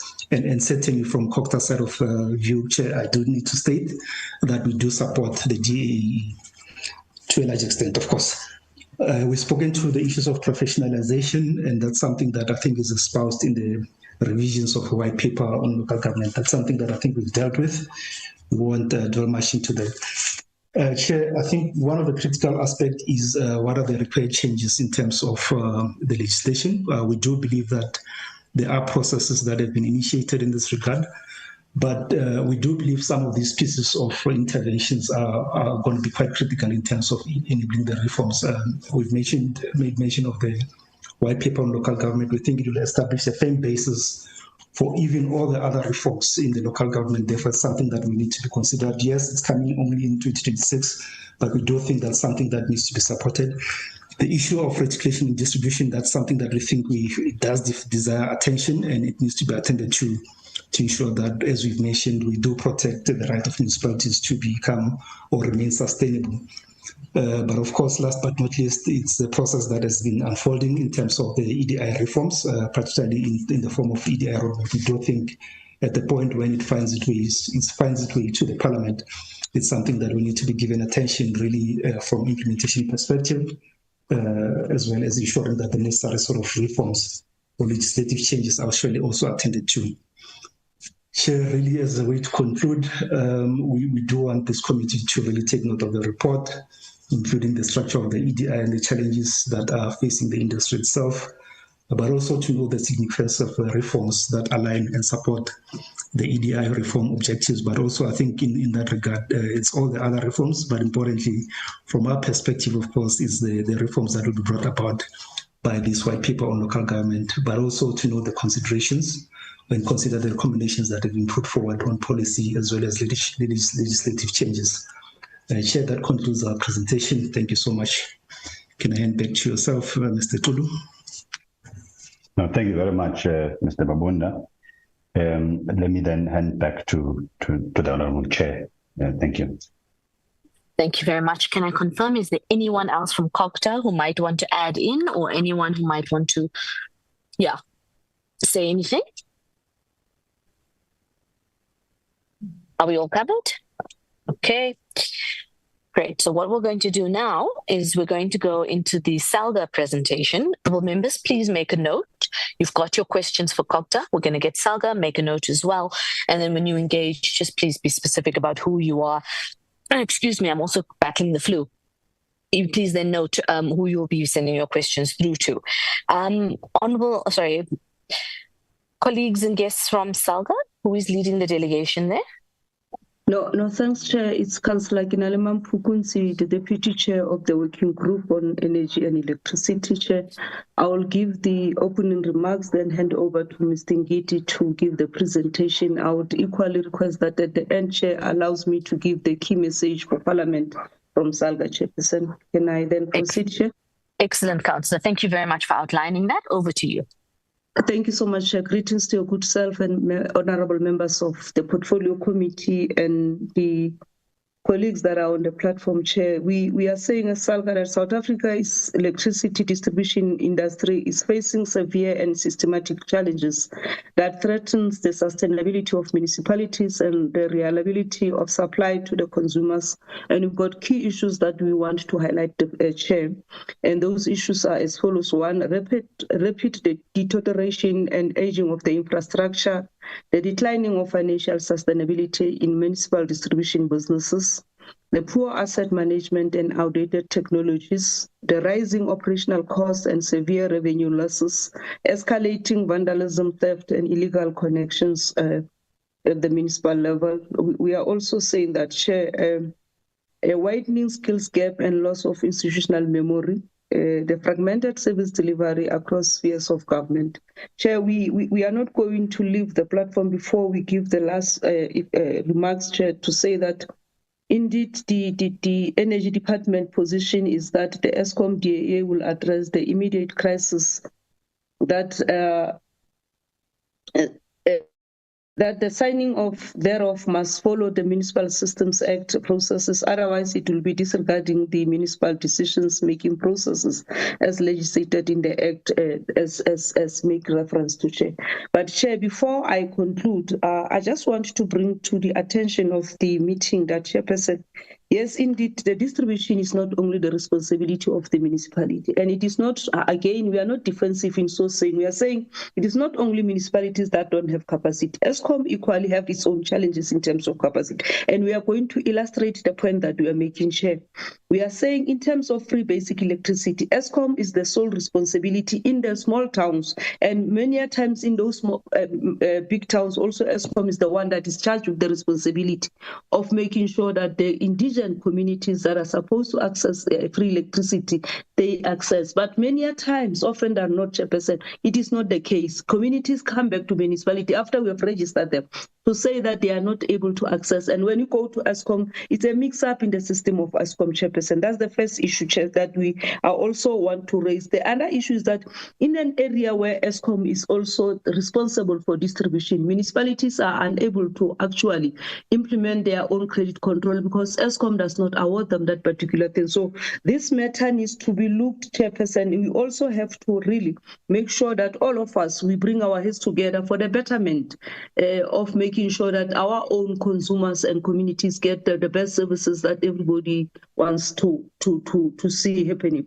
But the last concluding issue will be that the electricity revenue remains one of the largest income streams for municipalities, making the state of ADI central to municipal fiscal stability. Share. Now I'm going to hand over to Ms. Dingit to give us the presentation. Then I'll come with the last messages to the Portfolio Committee and Parliament. Thank you, Chair. Over to you, Ms. Dingit, through you, Chair.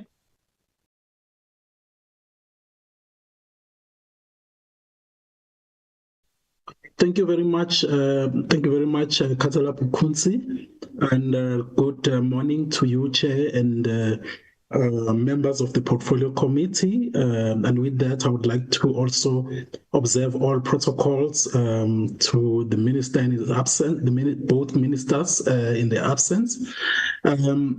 I am Nhlanhla Ngidi. I'm going to be giving a presentation for SALGA on the distribution challenges as per the briefing in the invitation to SALGA. I'm hoping that, Chair, you can see the slides fully, and I'm going to move quickly to the next slide.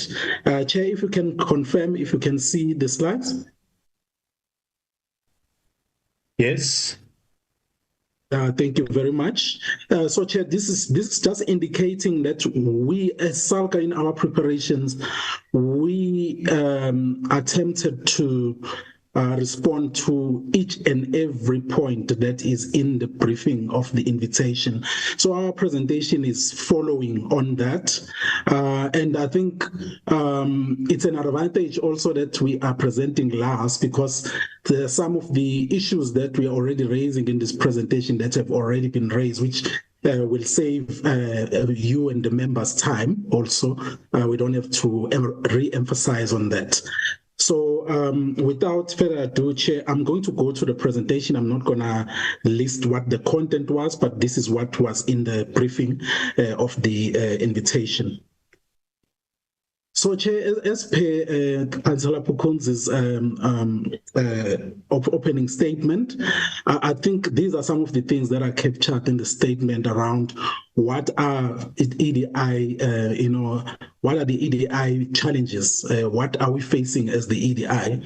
And Chair, I think there's in the minister's opening, Minister of Energy and Electricity, or rather Minister of Electricity and Energy. I think he raised a very fundamental issue that there's a bigger issue to deal with. Even the DAA that we are talking about now as the instrument to arrest the immediate bleeding, but there's a bigger issue that we need to deal with.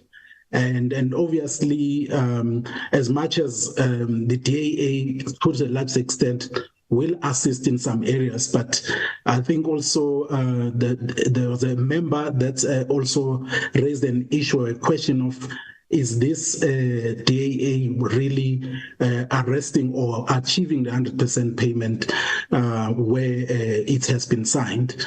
So I think that's it shows and it indicates that there's a bigger issue to deal with. As much as everyone agrees that the DAA to a large extent will assist, but I think we need, as a country, we need to make bigger decisions and faster around how do we really deal with the distribution issues, how do we deal with the challenges that are facing municipalities, because some of them are not necessarily because municipalities are just delinquents, but they are purely because they are structural. They have something to do or linked with the non-performing economy, and then Chair, the municipalities will not thrive in a non-performing economy. And there's a lot of things we're going to talk about around what we think should happen, the recommendations that we need to that needs to be implemented for distribution or to improve operations. But still, if our economy is not really performing, this sector it will find it difficult to actually thrive. So we'll talk to that later in the slide. Let me just move to the next slide. Chair, this sector is basically This sector is basically facing two issues. They are facing compliance issues or challenges, which are mostly the operational issues, things that we were trying to resolve at the time of the RETS. And Chair, at the time when we were trying to restructure and create regional electricity distributors, we still had these operational issues. Although everyone's cash register was full at the time, there was no financial sustainability issues, but the operational issue and compliance issues were there. And I'm saying this intentionally because I want you to put at the back of your mind that what we are trying to do now, all of us, including the DAA, and what we're going to recommend is going to be talking about how do we improve compliance issues and operational issues.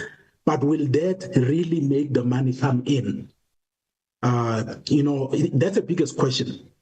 Will that really make the money come in? Maybe the answer might be yes, but also no.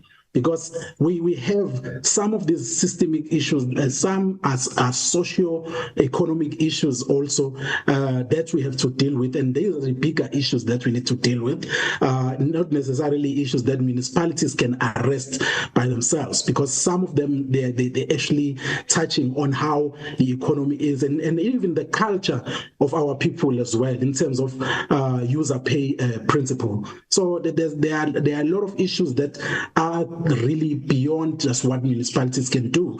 And as the reforms, as we are discussing reforms, everything that we are discussing around reform is improving operations, improving infrastructure, deterioration, improving skills, and all those other things that are under compliance.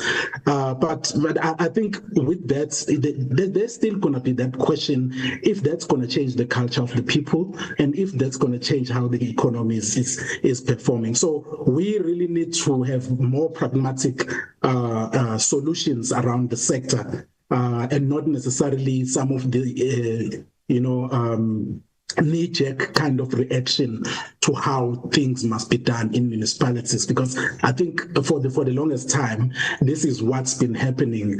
We are trying to actually, implement solutions here and there. Then they seem to be knee-jerk reaction. We're trying to establish a conversation when Eskom has gone on public and said the debt has increased to 102 billion, and then we start having a conversation as government. What do we really need to do? What are the things that we need to put in place? So those are all reactionary kind of solutions, and we need to have more proactive and more foolproof kind of solutions for the sector. So on the other side, we have reform challenges also as the sector. There's an energy market that is set to start on the 1st of April next year.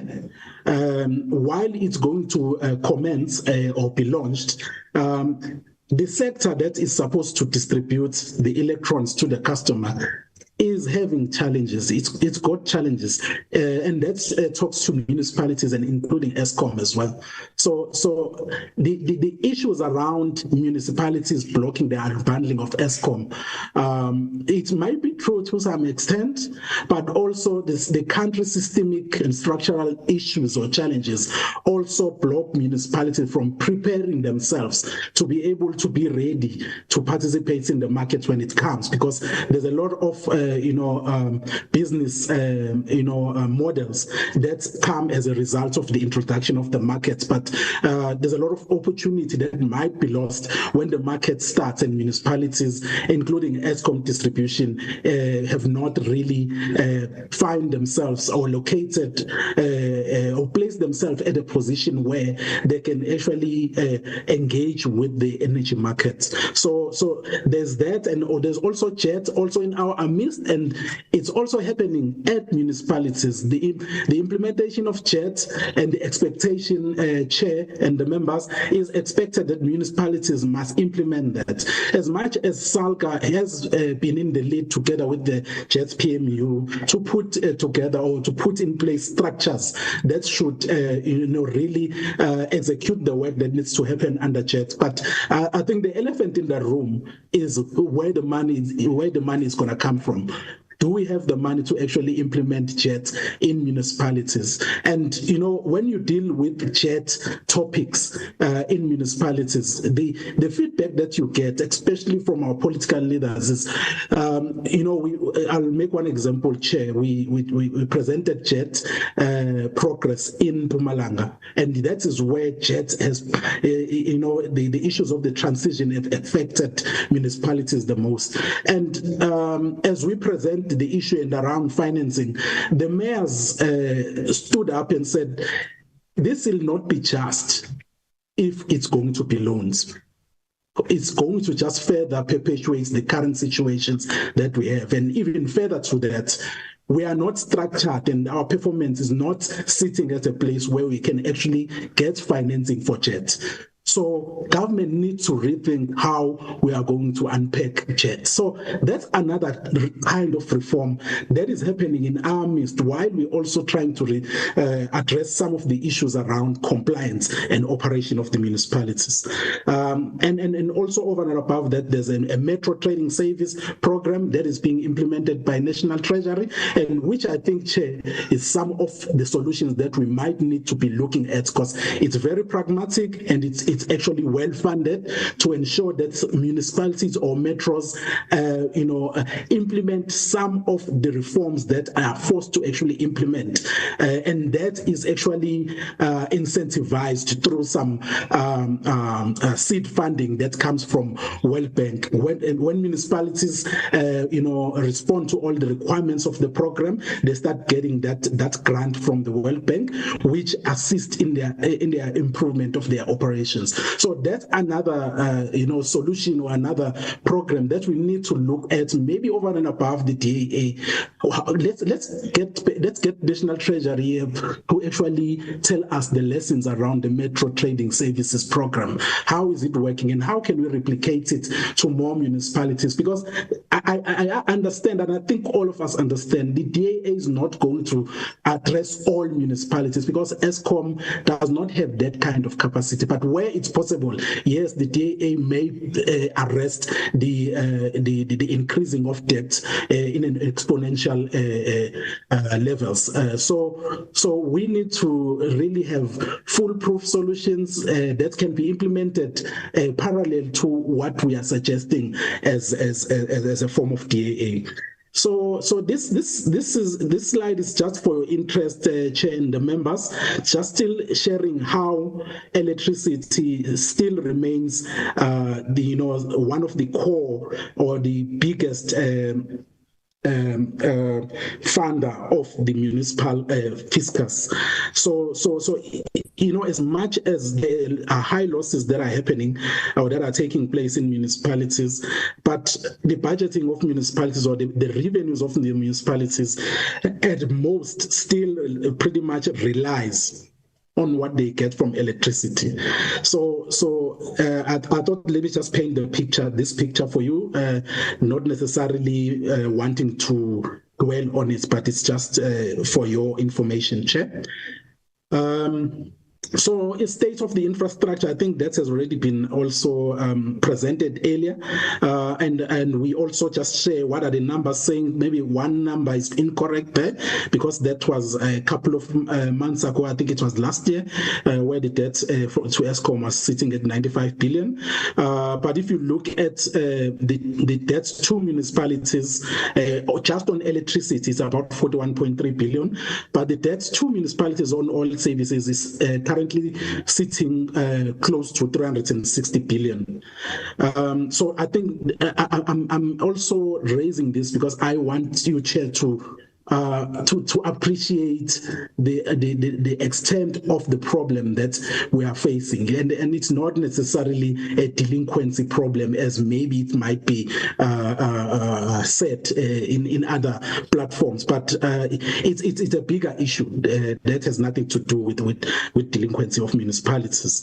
You look at the infrastructure as it stands. What we were trying to address with REDS more than 20 years ago, when the backlog was 21 billion it was 19 billion at that point, and now it's sitting over 100 billion. And some of the reasons for that obviously is in the past 10 years to date, the Eskom tariff has increased for more than 300%. And obviously municipalities must also offset that tariff to the customer. And whereas of late, we're forced to go towards cost-reflective tariff through cost of supply studies. And those cost of supply studies from municipalities are indicating that if we are going for cost-reflective tariff, we must actually double or triple what we are charging the customer right now. And that comes at the backdrop of already high tariffs that we have been experiencing in the past 10 years or so, which have increased for over 300%. So that causes, obviously, that has a lot of results, unintended results. Obviously, people are dropping from the networks, they're starting to get their own sustainable ways of getting energy. Some start stealing, some start vandalizing, and obviously, with all of that, the problem of the infrastructure backlog perpetuates because municipalities are unable to even get the 6% that NESA wants them to actually invest in the networks, to actually invest it, because there's no 6% to invest. It's not because they don't want to invest that 6%, but there is no 6% because the revenues are eroding. And I'm going to show that in further slides. So these are some of the numbers. I'm not going to go through some of them as well, but 2/3 of municipality businesses are unsustainable. And obviously, this is the honest truth.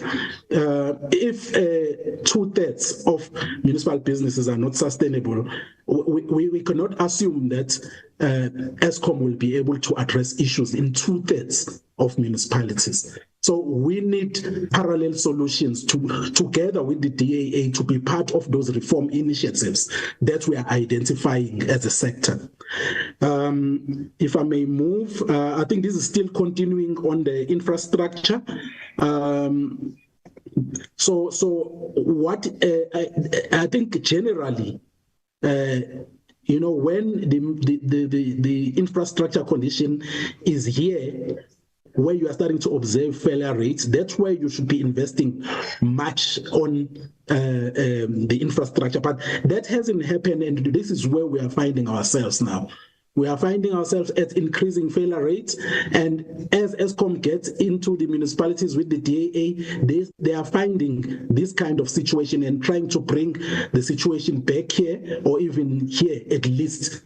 So there's a bigger problem to address, and if we are going to earmark Eskom to drive some of the solutions that we are targeting, we need to assist Eskom. And when I say we need, I'm talking about government. We need to also make quicker decisions that can actually execute some solutions that needs to be put in place in the sector parallel to actually implementing these DAAs as well. I think in the invitation we were asked also to look at the regulator. I think we've pulled this out from the NICOM ADI roadmap, ADI restructuring roadmap, which SALGA has co-chaired with Eskom. So we have identified also that there are deficiencies in the regulator itself, and some of those challenges are due to capacity because of the amount of licensees that NESA actually should be regulating. I mean, NESA has about 400 or less employees, and they're supposed to be regulating 167 municipalities plus Eskom, and that is really not sustainable. Even the regulator itself needs a bit of capacitation.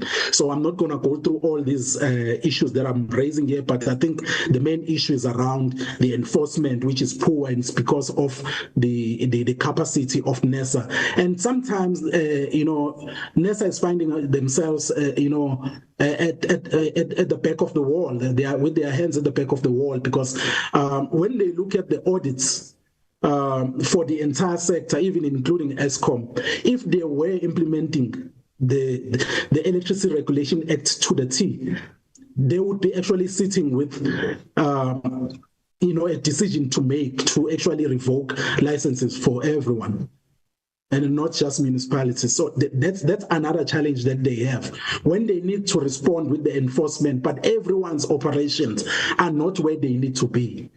So how can we help NESA to also enforce compliance when they cannot actually take that step of revoking the license of municipalities or even Eskom? How do we really capacitate NESA to ensure that they play their part in improving the operations of the sector?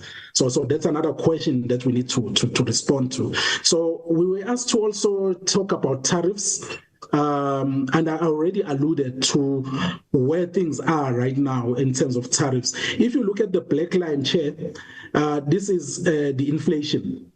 What we are experiencing as inflation, and if you look at those zigzags, it's the tariffs and how they are above CPI since 2014, and I think even before that, up to date. I think this slide is up to 2023, 2024. So this indicates one of those also systemic issues as well. That's we have always been, our CPI has always been below where the prices are. And put in this equation, cost reflective tariffs, then you'll see those zigzags even going above the 20% mark or on that picture. So, and obviously, municipalities will be faced with, a situation where they have to go to their customers and tell them that we have to actually double or triple what we are charging you right now. So that's a recipe for unrest altogether at this point. So we need to also discuss with the regulator, as much as we have submitted cost of supply studies, and together with COGTA, we have supported municipalities to submit cost of supply studies as part of the requirements. And I think they all did that before June this year. And but what I can tell you, Chair, and the members, is that the tariffs they are charging are not what is reflecting on their cost of supply studies, because NESA is sitting with the dilemma of how can they actually give municipalities these tariffs. How do they actually factor in the cost-reflective tariffs that are indicated by these cost of supply studies? This is just further talking about the tariffs themselves together with the revenues. If you look at the blue line, it's the amount, the blue line and the red line, it's the rate of increase of the operating expenditures in municipalities, and also the rate of increasing tariffs. But look what it's doing to revenues. As much as this is increasing, but we are operating at deficit. So that's why I keep on repeating that we need bigger, foolproof solutions, and not solutions that are a knee-jerk reaction. So this is not something that SALGA or Eskom can solve. I think it's something that needs a concerted effort together with very pragmatic decisions that needs to be taken in order to take this back to positives. So this is the picture right now in the sector. This is tax heavy, but I think here what we were trying to say, Chair, is as SALGA, we have went further to the extent of appointing a panel of service providers that will be available for us for the next 3 years to actually support municipalities with cost of supply studies, because these cost of supply studies need to be reviewed. Some, though that's what were submitted, are still pretty basic, and we still need to make them quite detailed so that they actually close to being accurate. So SALGA has gone to that extent of appointing the service providers and obviously secured funds to support municipalities on cost of supply studies. But the question will still remain, after all that work, how will we really get into a point where we charge what it costs us to actually run the business? When obviously we are coming from a dispensation of cheap electricity, which was not cost effective, and our citizens are used to that. How do we turn things around? I think also on the invitations we were asked to talk about the losses in municipalities, and I think this is just indicating how far things are. And I think this picture is not really showing true reflection of what is out there. If you look at NESA deforms, there are a couple of utilities that are actually above 30% in losses. So this is moderate. So the losses are even more than what we can see here in municipalities, or in the sector rather. In terms of the skills, I think that has already been also discussed, but I think we also need to focus on this because they are independent power producers, they are growing, and they are stealing, not stealing, they are pinching some of the greatest engineers from Eskom and from municipalities. And they have the money to do that. So we need an electricity skills strategy as a country which is targeted, and in terms of how do we even execute that, how do we implement it? Because it's a reality that private sector obviously is coming thick and fast. The introduction of the market or the launch of the market next year will make it even more worse. So we're gonna see Eskom and municipalities losing more engineers. So we need also a national strategy around how do we really build these skills for the sector and ensure that we keep them, so that the sector can actually rise above all the challenges that we are having right now. So I'm not going to go through the entire slide, but just to highlight that we need that national skill strategy that is targeting the building of capacity at distribution, both at Eskom and in municipalities as well. Towards the end, Chairperson, this is as SALGA, what we identify as basics of what needs to happen in a distributor. And you can do all these things and you do them perfectly, which I think Eskom is doing them quite perfectly in the municipalities where the DAAs are. But now, the bigger question mark here, if you are a municipality that is sitting somewhere in Northwest or in Free State that was formed from the premise of the mines, which are not there anymore, there's no jobs there. This municipality is sitting with a 70% customer segment of low or poor consumers, can we really turn around the situation? And that's why I keep on saying, Chair, we need a concerted effort and more pragmatic decisions on how can we really structure the industry in such a way that it responds to the economies of scale that we have right now as a reality. I think this is the second last slide, Chair, and I'm not going to go through it, but it's just indicating to you what we need as a foolproof future utility. And we need to do that by taking decisions in operationalizing what is already in place. And we can do it together with other reforms, because we look at DA as a form of reform or a form of service delivery mechanisms. And it's not the only mechanism that could be there for an alternate service delivery mechanism. There are many others that we can identify, even including a very intentional program on the reform of the distribution sector. I know the Minister of Electricity and Energy in the beginning, when he made his remarks, I think he was worried about the current crisis and obviously referred to the EDI restructuring as something that might take long. To actually achieve some of the results that we need for this sector, because obviously most of the participants in the sector are sitting in the ICU.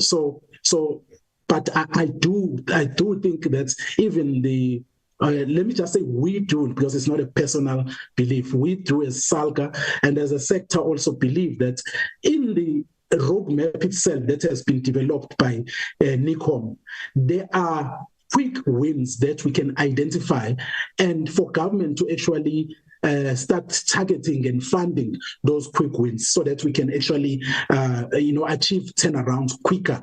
Well, together with on the side implementing the DAA and maybe anything else. Metros could also be interested in signing service delivery agreements with smaller municipalities. We could be looking at a district model and then try to see if that kind of utility model can work or not. It's things that we can start looking at, and they can actually be done in a quicker rate. So this slide is just indicating what we need to have foolproof utility. But this goes together with the willingness of people to pay for what they consume, the change of the culture, and also the turning around of the performance of the economy. As a last slide, Chair, I think COGTA already presented this. This is, in short, this slide is summarizing a 300-page roadmap which comes from NICOM, which was developed and co-chaired by SALGA and Eskom, together with other stakeholders and other departments, where we have come up with a roadmap that is very clear on the solutions that needs to be put in place, and also assumes timelines on how can we achieve those things. And I think this roadmap, it's looking at how to stabilize things and how to improve sustainability so that we have utilities that are sustainable, that kind of starting to look like they are utilities of the future, and then have a discussion on how can we consolidate now? Because the fragmentation is still a problem to NESA and to everyone else. Can we consolidate? Can we introduce other utilities that could be maybe part of the solution at distribution? But before we go to that kind of discussion, first, we need to actually, I think as SALGA, and I think this is what I gather from COGTA as well, is that we need to support this roadmap and we need to fund it, and we can all work together in identifying some of the low-hanging fruits to turn the situation around. Chair, this is my story, and thank you very much for your attention. Thanks. No, Chair, let's conclude, if you allow us, Chair, by giving the last concluding remarks, Chair. We acknowledge that there is a crisis in electricity distribution and it requires urgent and coordinated national intervention. We are also saying that, Chair, the infrastructure failures and losses and financial decline threaten both municipal sustainability and energy security, Chair. We are also saying that we need the cost-reflective tariffs and cost of studies that are essential but require capacity and support and regulatory alignment, Chairperson. We are also saying that, Chairperson, the National EDI Reform Program through the NECOM roadmap is critical to stabilize and modernize the sector. In conclusion, Chair, we are saying that municipalities needs a targeted funding and they also need to improve governance, and they also need technical skills to support the implementations of reforms. This is what we are submitting, Chair. Thank you so much for the opportunity.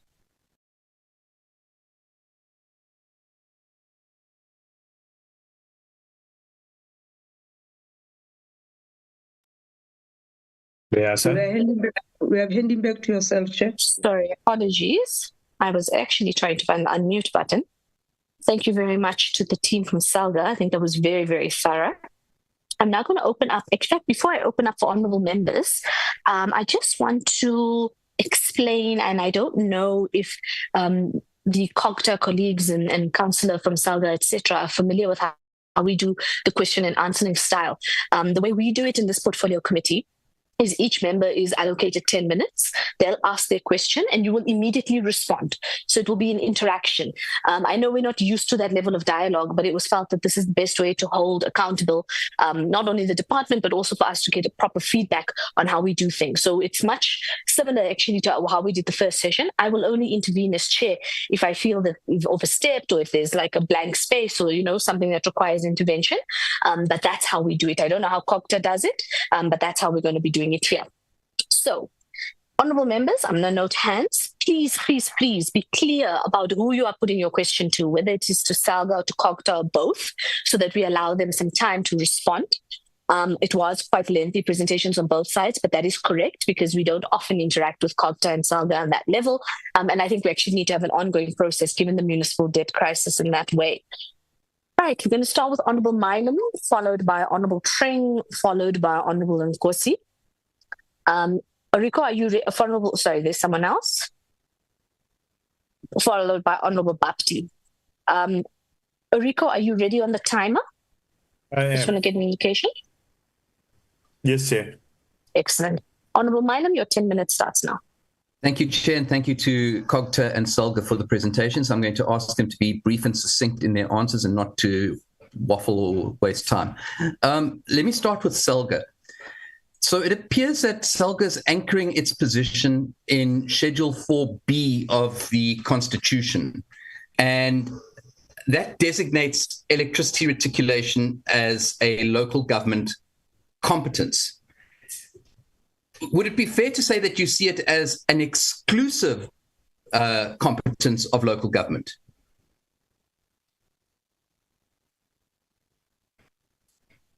Thank you, Chair. The answer would be yes. The electricity reticulation is referred to in the Constitution only referring to municipalities. Thank you. Okay, well, let me contextualize it. In Schedule 4B, it talks about municipal airports as being a municipal competence. Do you acknowledge that?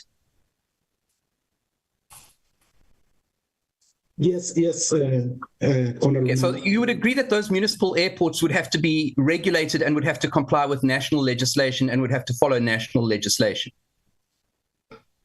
Definitely, yes.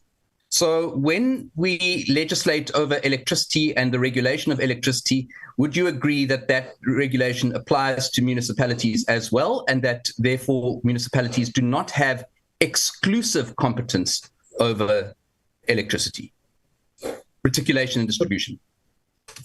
I think with reference to the regulation itself, if you look at, I'm going to make an example, the licensing of the function does not give you the constitutional rights. It gives you the permits to operate.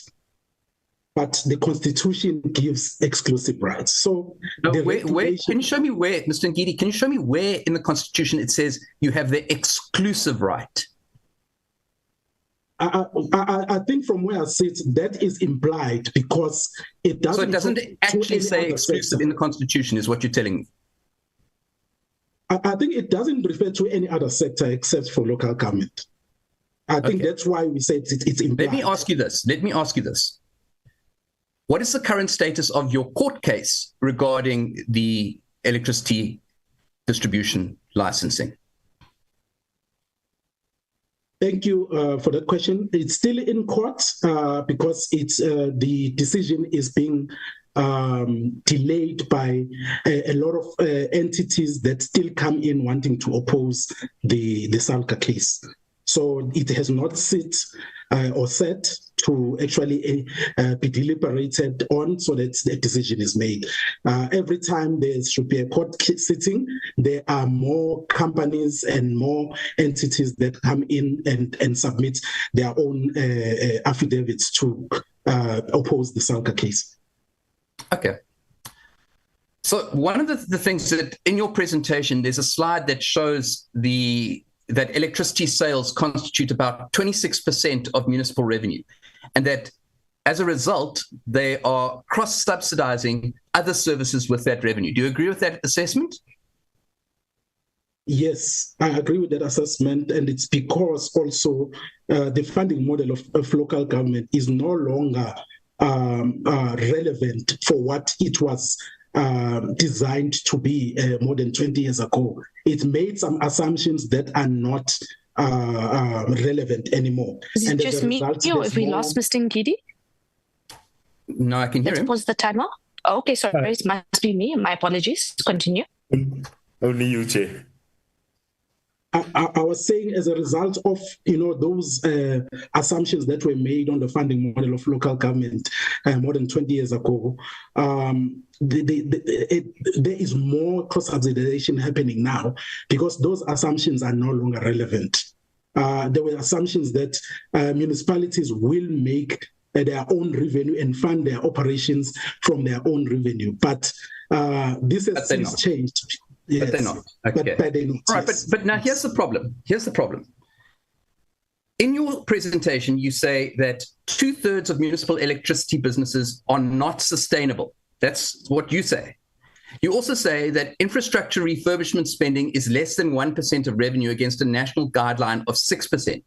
So that's an explicit admission that municipalities are extracting revenue from the grid without reinvesting in its maintenance, and they're effectively cannibalizing the ability to maintain that grid both at a local level but also at a national level. That's what you say.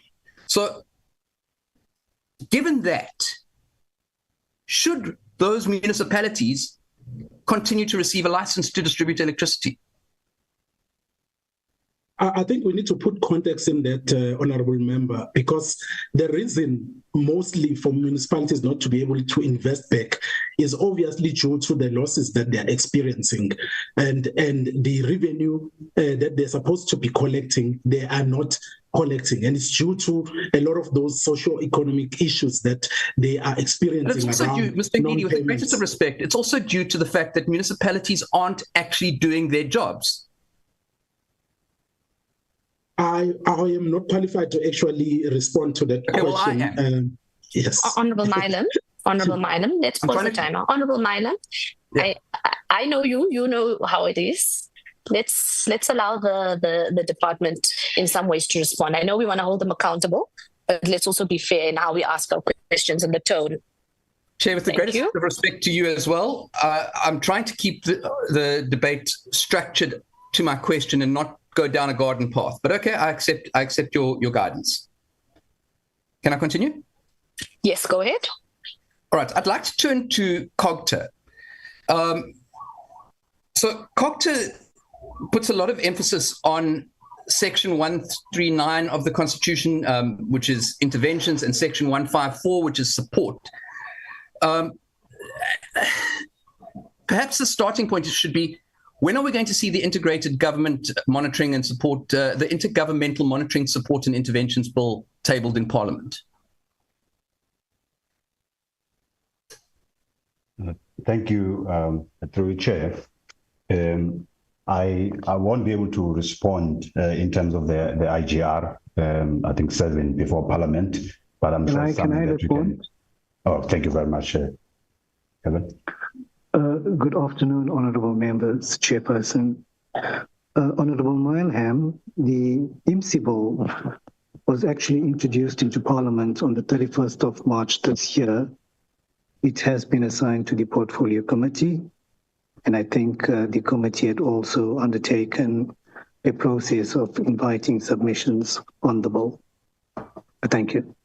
Mr. Naidu, you will recall when I was on the Portfolio Committee of COGTA back in 2016, there was a version of the IMSI bill floating around in those days. Do you remember that? Yes, sir. So we're now 9 years down the line, and the municipal debt to Eskom has grown from about 6 billion rand to 108 billion rand, and we have a national crisis on our hands, and yet nobody seems to be treating this with any sense of urgency. You've put a whole lot of triggers here for interventions.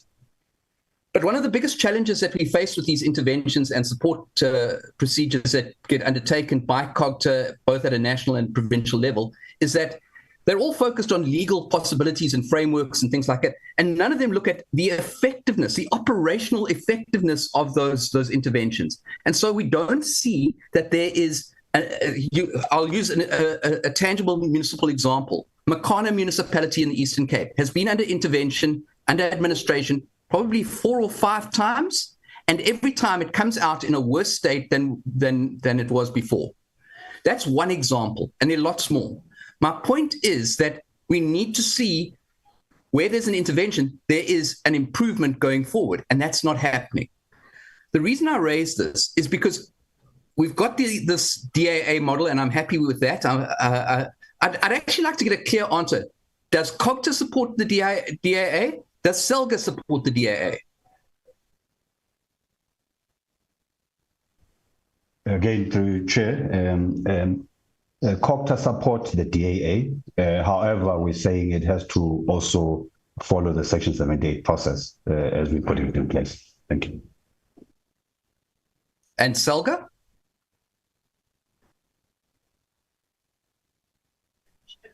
Thank you, Honourable Member. I think we are aligned to what Mr. Tulu has given as a response. Okay. So I think for me, the real issue with DAAs is, first of all, they need to be time-bound. There needs to be, maybe it's 24 months or 48 months or something. There needs to be a period. There needs to be monitoring as to the effectiveness of those. And this needs to be an interministerial dashboard. It can't be an Eskom dashboard. It needs to be COGTA, it needs to be DEE, it needs to be Eskom, and they need to say, well, these municipalities are complying and these aren't, and here's the level of compliance and here's what the problem areas are. We need to have KPIs associated with this, monitored on a monthly basis. I don't feel that anyone is actually driving this forward. I feel like we've been talking about DAAs for a year, and we've only got 3 municipalities signed up. Where is the bottleneck in signing these DAA agreements? And that's addressed to COGTA. Sorry, Chair, but before COGTA responds, Mr. Mileham, your time is up. Chair, I don't know if you want to stop now for the GBV, moment of silence. Okay, so what we're going to do is let's pause. It is 12 o'clock. If the colleagues from COGTA and SALGA can please just prepare their responses. And I think it's just important for a very quick explanation for those who've joined us and who might be tuning in live on social media as well. As we all know, gender-based violence and femicide. In fact, I'm going to put on my camera for this one, despite the fact that I'm having some network challenges. I don't know if I'm visible. Right, so today is the 21st of November, it's 12 o'clock. As we know, gender-based violence and femicide has been declared a national crisis by the president as of last night, I think it was yesterday, after the G20 social summit. But of course, that doesn't take away from the fact that we as women in this country are extremely unsafe. Whether you are a young person in the village, a student, a member of parliament, it doesn't matter. Women in this country are not safe. It doesn't matter whether you're at home, going to school, going to the post office, going to the hospital, or even just going about life. Women are raped. I'm going to pull out the statistics in just a moment, but women are raped, killed, murdered, abused, you name it. Women's bodies are a sight of struggle.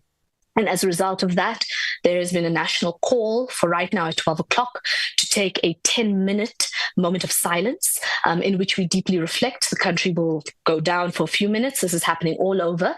And if you haven't already, you are welcome to change your profile pictures on social media to the color purple in solidarity. And we will now take those few minutes starting at 12:03. And when we return, I'll just give us the statistics about GBVF, and then we will continue the meeting. Thank you very much.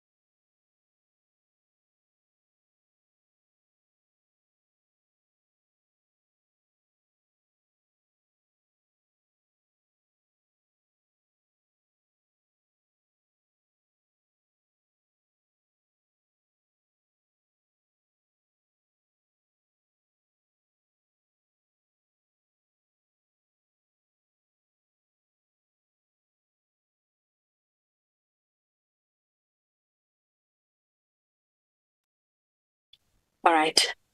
Thank you very much, colleagues. We have just concluded the 15-minute stay away that has been called for by women of this country. And just before we reconvene officially, I want to share a few stats with you. 5,578 women were murdered in the last year alone. That amounts to a woman who has been killed every 2.5 hours. Our femicide rate has risen by 33.8% in just 1 year. Women, no matter what we do, we have been stabbed while we are asleep. We've been shot in broad daylight. We have had our houses burnt down by former partners. This femicide rate is 6 times higher than the global average. It is horrific and it is time to act. Femicide is a national disaster, and we have just participated in the national shutdown. You were meant to wear black, so if you are wearing black, it is in solidarity. Unfortunately, I wasn't able to, and all over the country, you can follow it on the news. I think right now, in the main party union buildings and in Cape Town, in different parts of the country, they are currently reading out the names of women who have been killed as a result of gender-based violence, and it is indeed a national crisis. We call on all of our leaders, including ourselves as members of parliament, not only to treat it as a national crisis, but to do everything in our power to turn the situation around and to end it. Thank you very much, colleagues. On that somber note, I'm now going to hand over to the Department of COGTA and SALGA to respond to Honourable Milam. I recognize where the time was, but let's get that response and then we can move on to Honourable Tring. Let me just check. Colleagues from COGTA, are you back? Yes, Honourable Chair, we're back. Chair, back to you. Maybe on the issues of the bottlenecks around the DAA, I think when Eskom was presenting, they highlighted the fact that each and every municipality is unique. So therefore it has to be approached as such. So I think that's probably one bottleneck or hurdle because you have to spend time analyzing those unique elements and therefore come up with the specific issues that need to be addressed based on that particular municipality, therefore include that in a DAA. So hence we're saying it has to obviously be standardized in one way or another and have those elements that needs to be tweaked. That's what we're saying as COGTA. Thank you. If I may, it's Mr. Ngeti from SALGA. I think the honourable member, Milam, I think the question he asked around what do we think the DA model should be? I think it's very critical, and we see that if the DA is going to be socialized as a national solution and also follows all due process, then it won't also have the bottlenecks around municipalities taking time to sign it or even to warm up towards the DAA itself. I think there's an understanding somewhere in other municipalities, not all of them, that the DAA still seem like a hostile takeover. But we need to socialize it in a manner that it's looked at as a national program and not an Eskom program, and it should follow all the due process so that everyone is comfortable that it's actually ticking all the dots and it's not going to leave any party unhappy around the decision making that has taken place around the signing of the DAA. Thank you.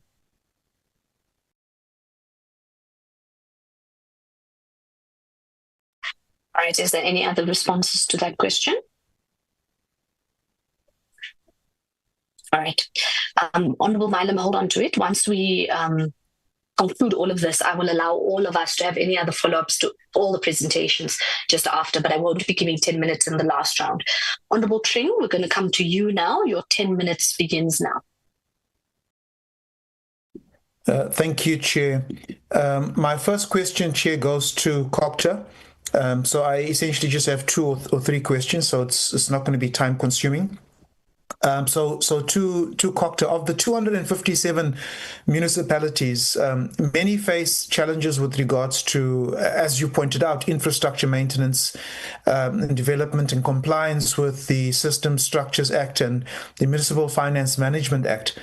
Now, this has obviously impacted on service delivery, and in this committee's case, poor service delivery of electricity. So my question in this regard is, how many municipalities are under administration of the 257? How many are under administration, and how many? I think Honorable Milam also touched on this. And how many of these that have been under administration, have come out from administration, have actually shown improvements as a result of being placed under the Section 139A administration? Noting also, in particular, a case here in KwaZulu-Natal of Msunduzi. It was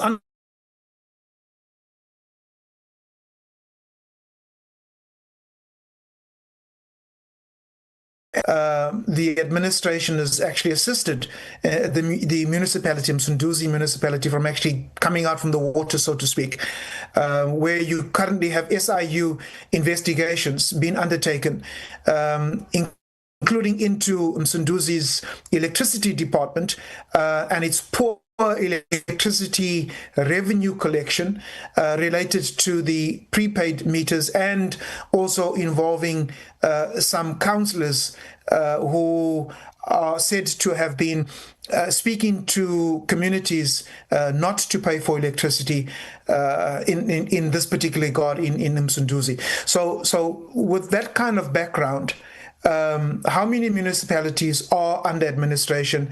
Has that administration actually had the desired effect in improving service delivery, and in particular, electricity service delivery? Thank you, Chair. Thanks, Chair. Can I request Dr. Naidu to assist? Chair, from the records that we have, I've counted that there are presently 39 municipalities under Section 139 interventions. We do have a provincial breakdown in that regard, which we can share with the committee. Thank you very much.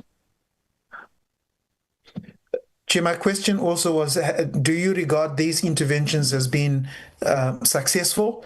And in particular, have there been any noticeable improvements in electricity service delivery, which is of importance to this committee? I don't want to speak about the other utilities, the water and sewage and so on, but I just want to focus on the electricity service delivery. Chair, if I may just come in on that.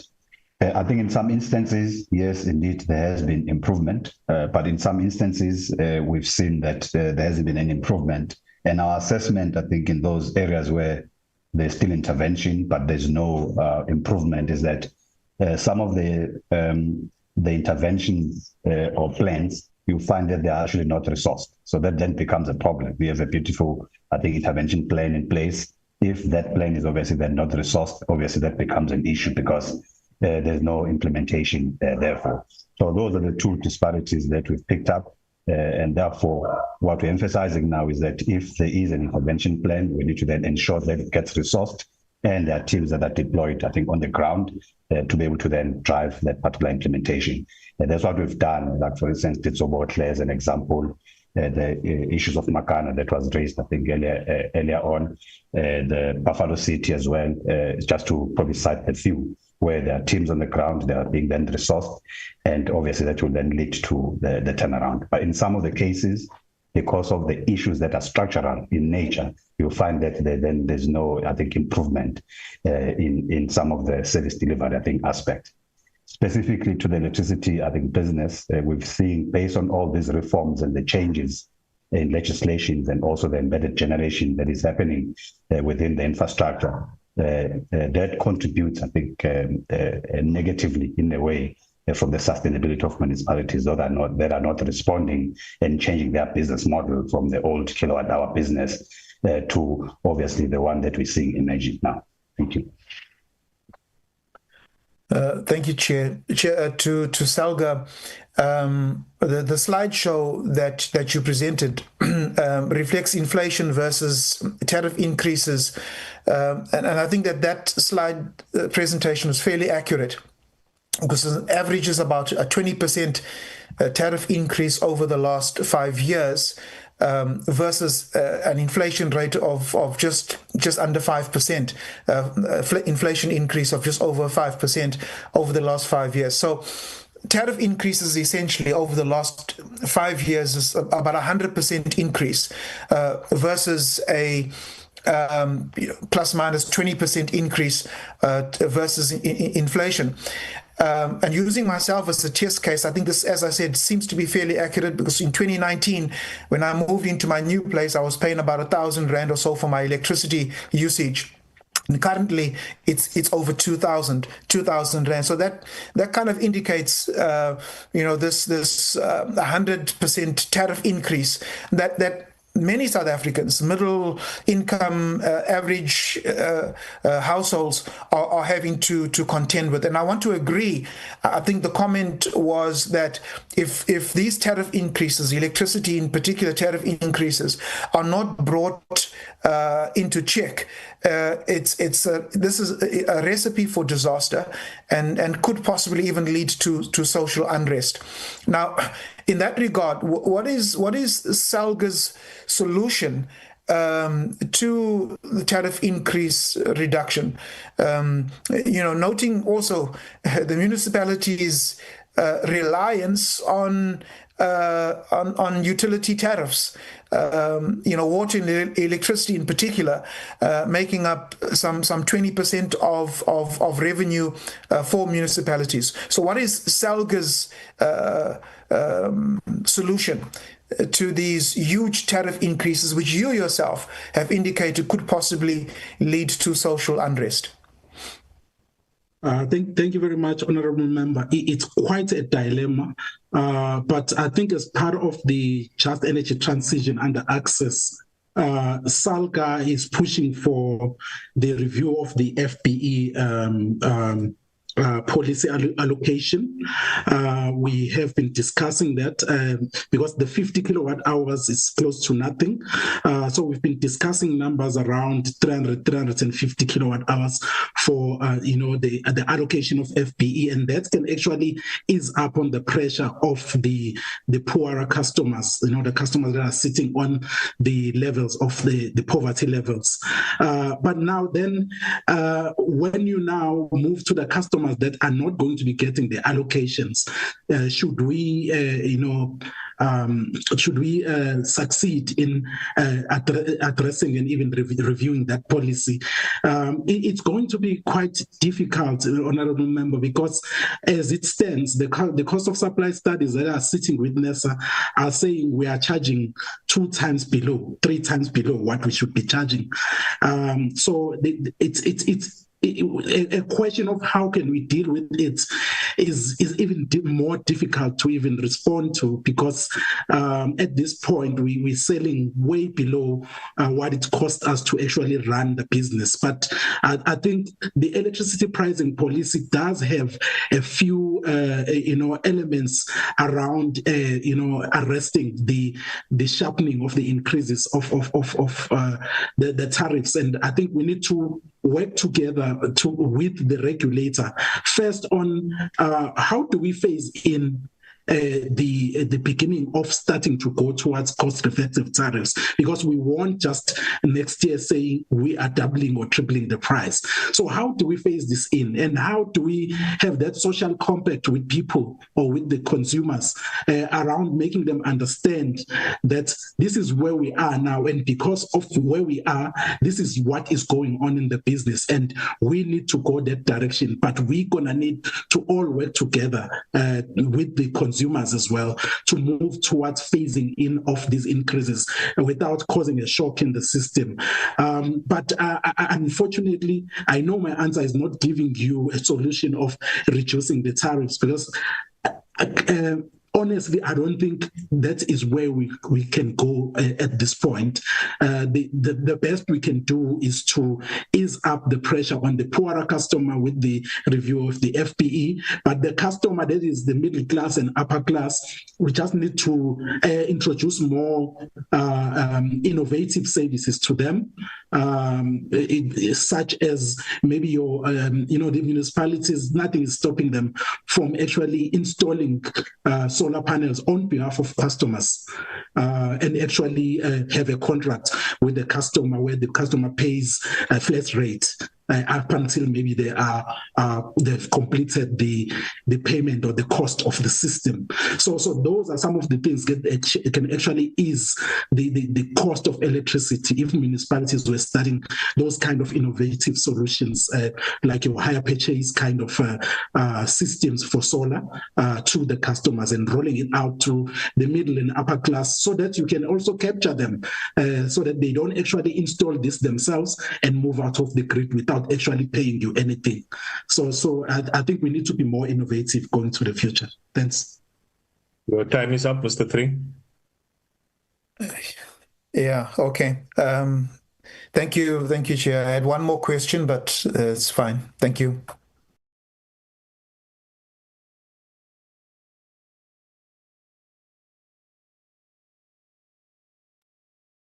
Hassan? Yes, apologies. I am here. I just had the wrong phone in my hand. Honorable Tring, okay, thank you for that. You can note the others. I think the next person I've noted is Honorable Bapti. Can we start the time for Honorable Bapti now? Thank you, Chair. May I proceed? Please do. Chair, I'm going to start with COGTA and just open by saying that the Systems Act is very explicit in what councils and Section 57 managers must or should do. And the MFMA, the Financial Management Act for municipalities, gives further direction on financial management and how that should be done. Now, we know that the Constitution allows for interventions, Section 154 interventions, Section 139 interventions. And my question to COGTA is, do they work? And I'll say this in light of the fact that the Section 154 interventions are really just a set of recommendations. And when a municipal council disregards those recommendations, well, things continue as they have. And a Section 139 intervention is extremely disruptive. And we know from experience that they don't always work and that we have a skills shortage in the country, and finding administrators is not always that easy. So my first question to SALGA is, COGTA, I should say, sorry, is have you assessed whether these interventions actually work and if they don't need to be amended? And I'm saying this because of the white paper review that's currently in process.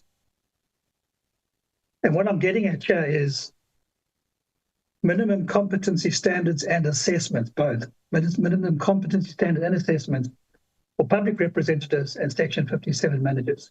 Now, we know that in the case of Section 57 managers, there are some standards that are enforced. But when I say enforced, rather in the legislation, implementation does become a problem.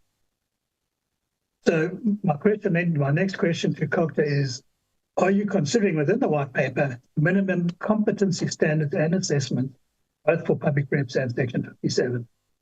And we've seen in the past with support programs from COGTA and turnaround plans and back to basics and so on, and that these things haven't really yielded what we'd like to see. Then my next question has to do with the end result of what I'm referring to in my first question. And what has COGTA done to ensure that consequences are applied to councillors and managers who don't perform in terms of legislative requirements? And we know that conduct is very difficult to change, but without consequence management, it's unlikely to change. And we've seen so many investigations. We've seen so many audit reports, but we don't see much in the terms of consequences arising out of that. The third point is not a question, it's a point really, and that is, I think SALGA came up with the same one. I think this committee have recognized it, and so has the DE, and that's a skills building strategy. Clearly the country needs one, and I only support that particular statement.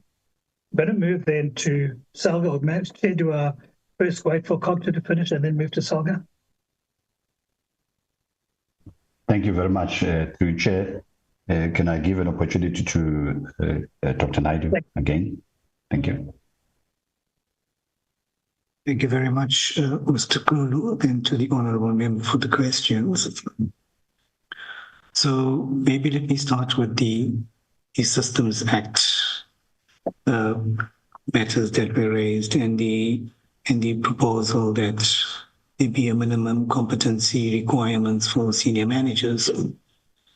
So in fact, in 2014, we had put in place, albeit very rudimentary, a competency framework for Section 56 managers and municipal managers. So it was the beginning, I would say, of prescribing these requirements to ensure that we have qualified persons occupying those senior management positions.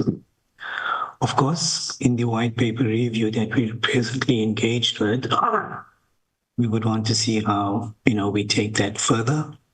And one of the considerations is that we look at a form of a statutory council that would be in place to ensure that these senior managers subscribe to this statutory council as a requirement to occupy such positions. So pretty much like how you would have auditors, professionals subscribing to SALGA and regulated by a code of conduct. And if you do anything untoward in relation to that code of conduct, then your position as a chartered accountant, for example, comes in jeopardy.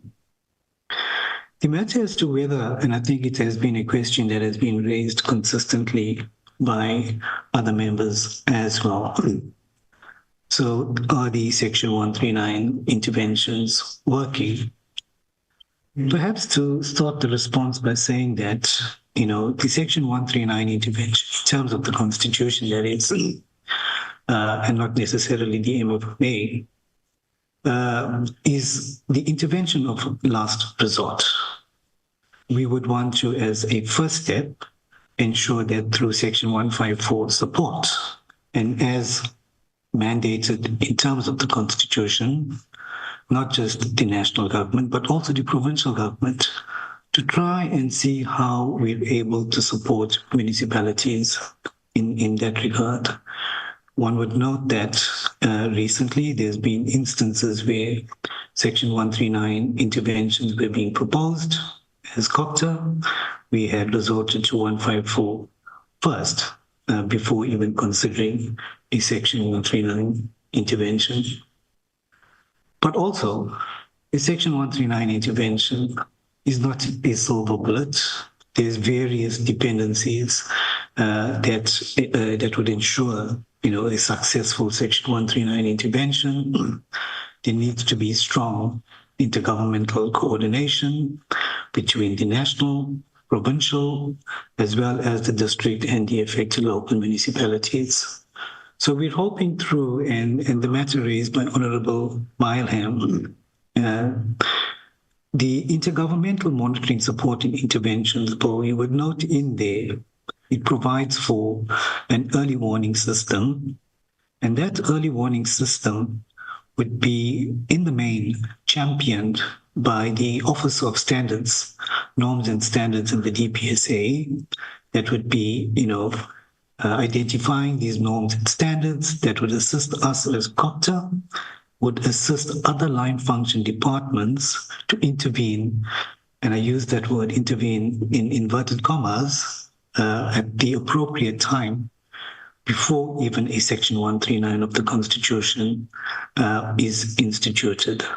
So there's various motions in play with the view to trying to see how we strengthen Section 154 support even before we get to the instance of Section 139 interventions in terms of the Constitution. Of course, in terms of the MFMA, the National Treasury's Section 139 support through the FRPs, etc., are also a consideration when issues financially related challenges in municipalities are at play. And of course, that strong collaboration between us and National Treasury, in my view, also is a support package in terms of trying to deal with financial challenges in municipalities. I'll pause there and hand back to you, Mr. Kuru. No, thank you very much, Dr. Naidu. Maybe just to add on the discussion around the discussions around the review on white paper on local government. Yes, indeed, I think the minimum competency discussion is happening there, and obviously shaping as to how that needs to be managed, I think, going forward. But also the consequence management is also, I think, being discussed sharply, I think, including the professionalization of the local government. And hopefully all these aspects will actually find expression in the review process. Thank you very much, Chair. Thank you, Chair. I'm going to move on to SALGA then.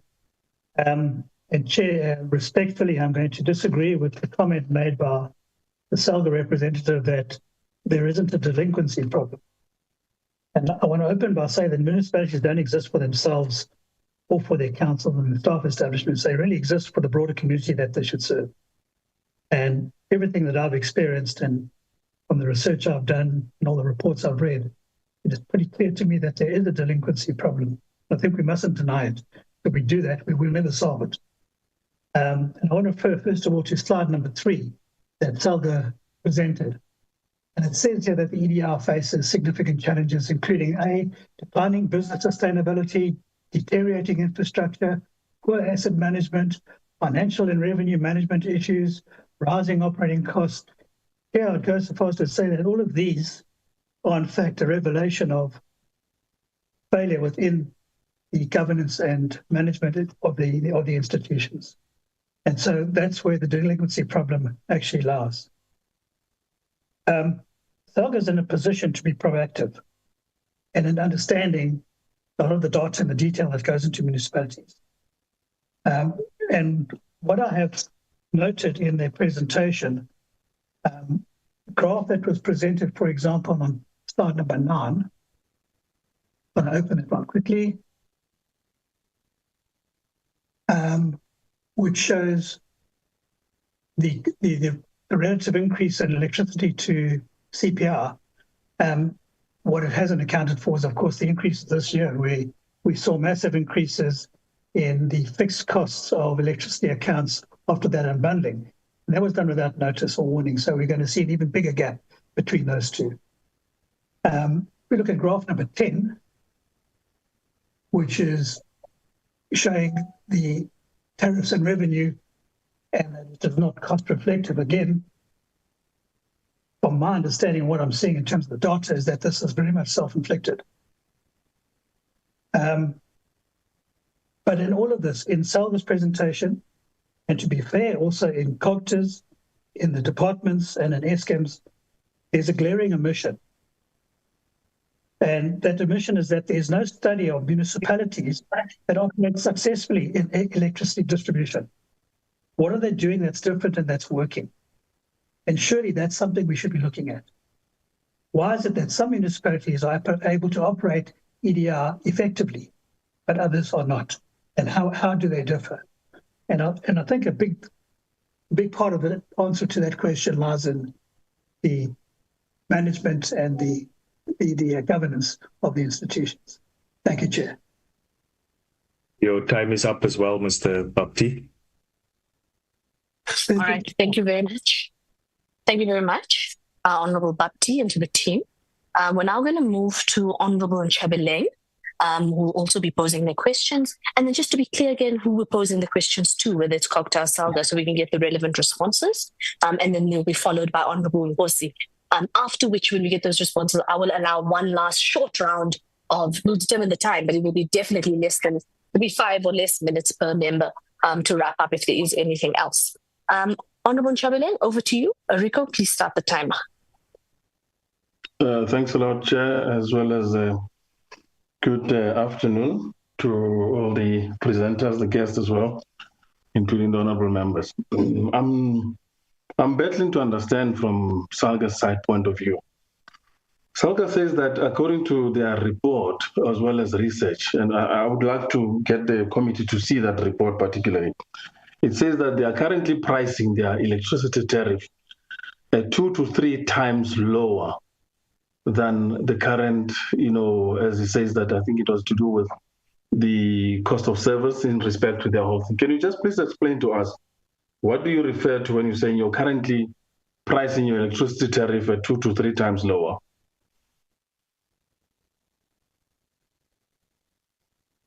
Thanks, Honorable Member. I think it basically means that according to costing the services and the price that must be linked to that, the municipalities for the longest time have been undercharging. If you want to move towards the principle of charging what is reflective of your cost. So basically, when I remember, that's exactly what it meant. If you want to move to the principle of cost-reflective tariff, after having done cost of supply studies, which shows you how you are running your business and what it costs for you to run the business, and this is how much you should be charging. So this is as a result of those studies, and hence I made that statement. Thank you.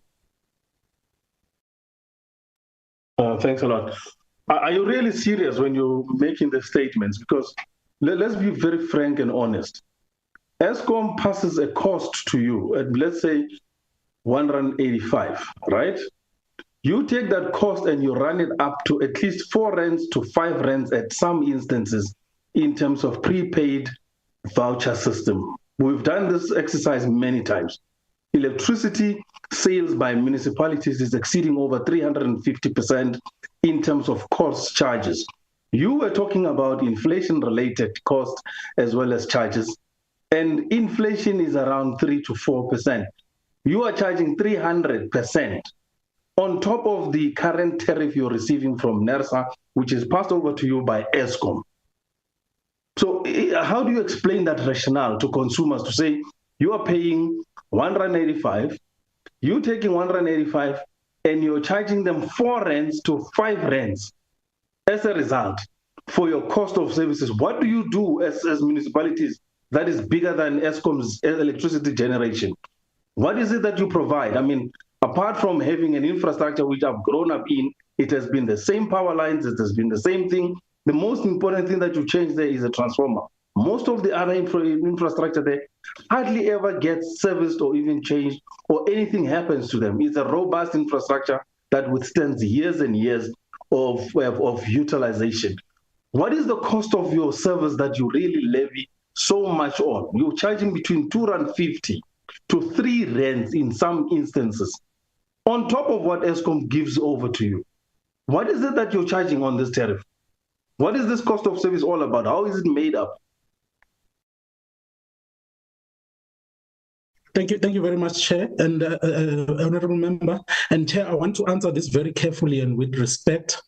I have no knowledge of municipalities that charge 300% of what the Eskom tariff is.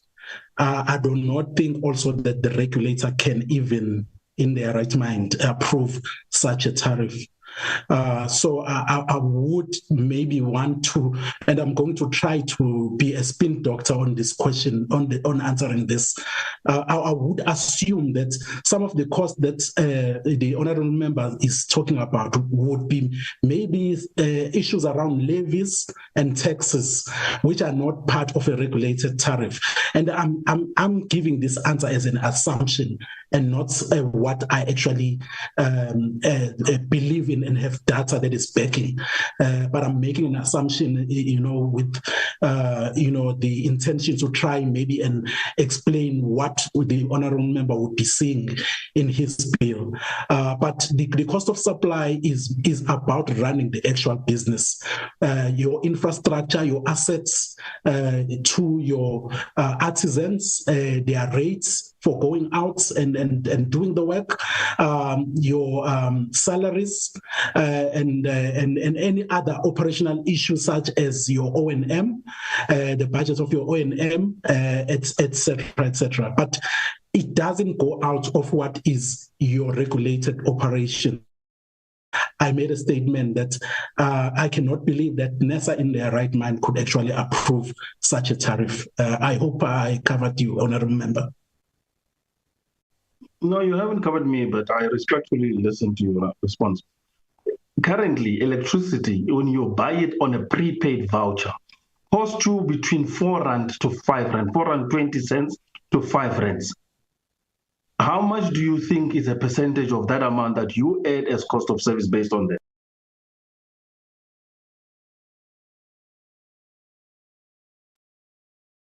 Thank you, Honourable Member. I won't be really able to answer this accurately because I haven't seen really, a tariff like that where it's cost over 4 rands.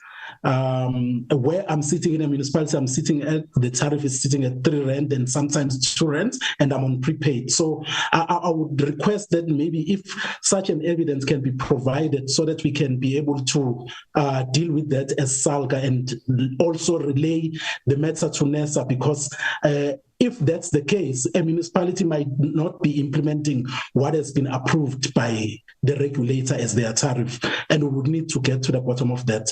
And I apologize, I know I'm not responding to your question. No, thanks for your honesty on that. Go check your tariff structure. The cost of electricity is a big problem for all our consumers.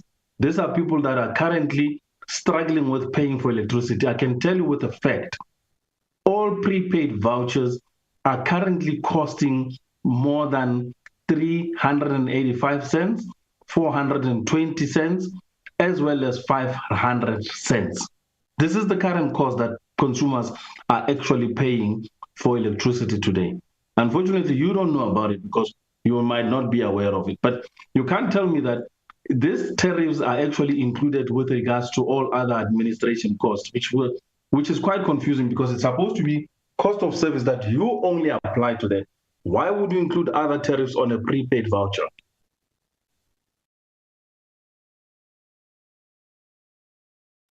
I acknowledge that question, Chair, Honourable Member, and I think maybe Mr. Kulu wants to assist in responding to it, but I still, within my beliefs around regulated tariffs, there will be no tariff that is approved or that is implemented without NERSA's approval.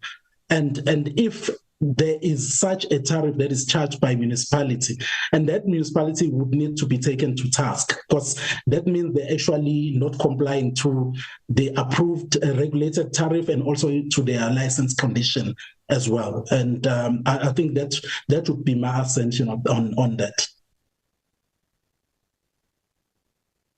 No, I think most certainly, thanks for your frankness and honesty.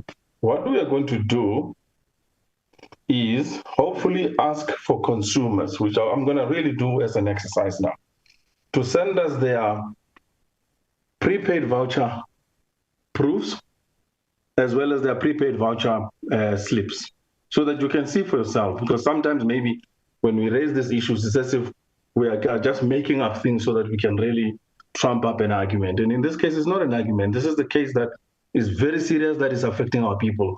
I think the model on the cost of services is quite flawed.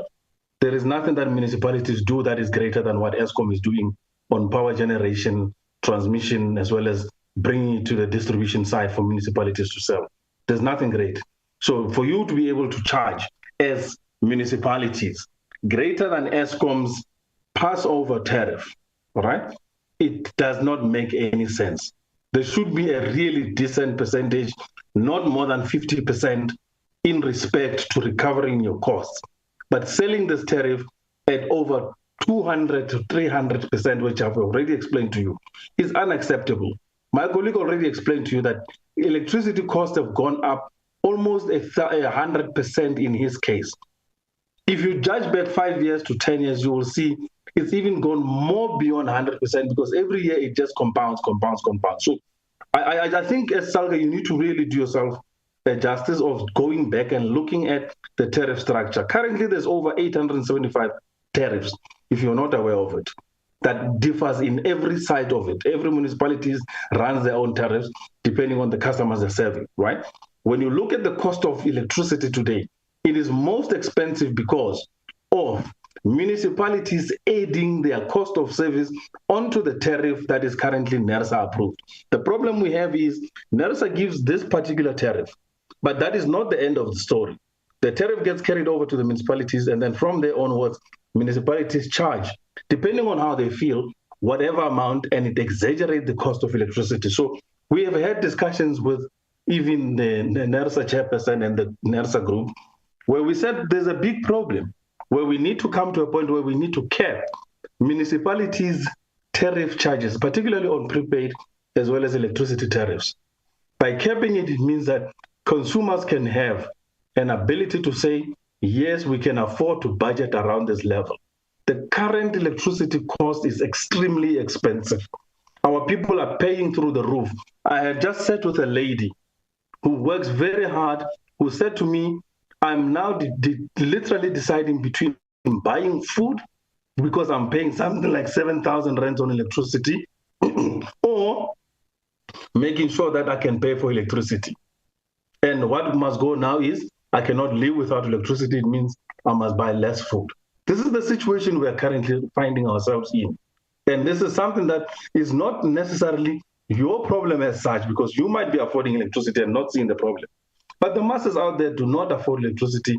And if you were to roll out these tariffs literally universally across all the background, you would not be able to have affording customers. Right now you can afford because people pay for electricity. And the areas that are not paying for electricity, they are subsidized. So you really have to look into this question of electricity tariff and everything. And then on the question of COGTA. Mr. Nchabileng, your time is up. Mr. Nchabileng, your time is up. Okay, I'll come back on COGTA. Right. All right. Thank you very much, Honorable Nchabileng. Let's get very quick responses to that, and then we're going to hand over to Honorable Nkosi.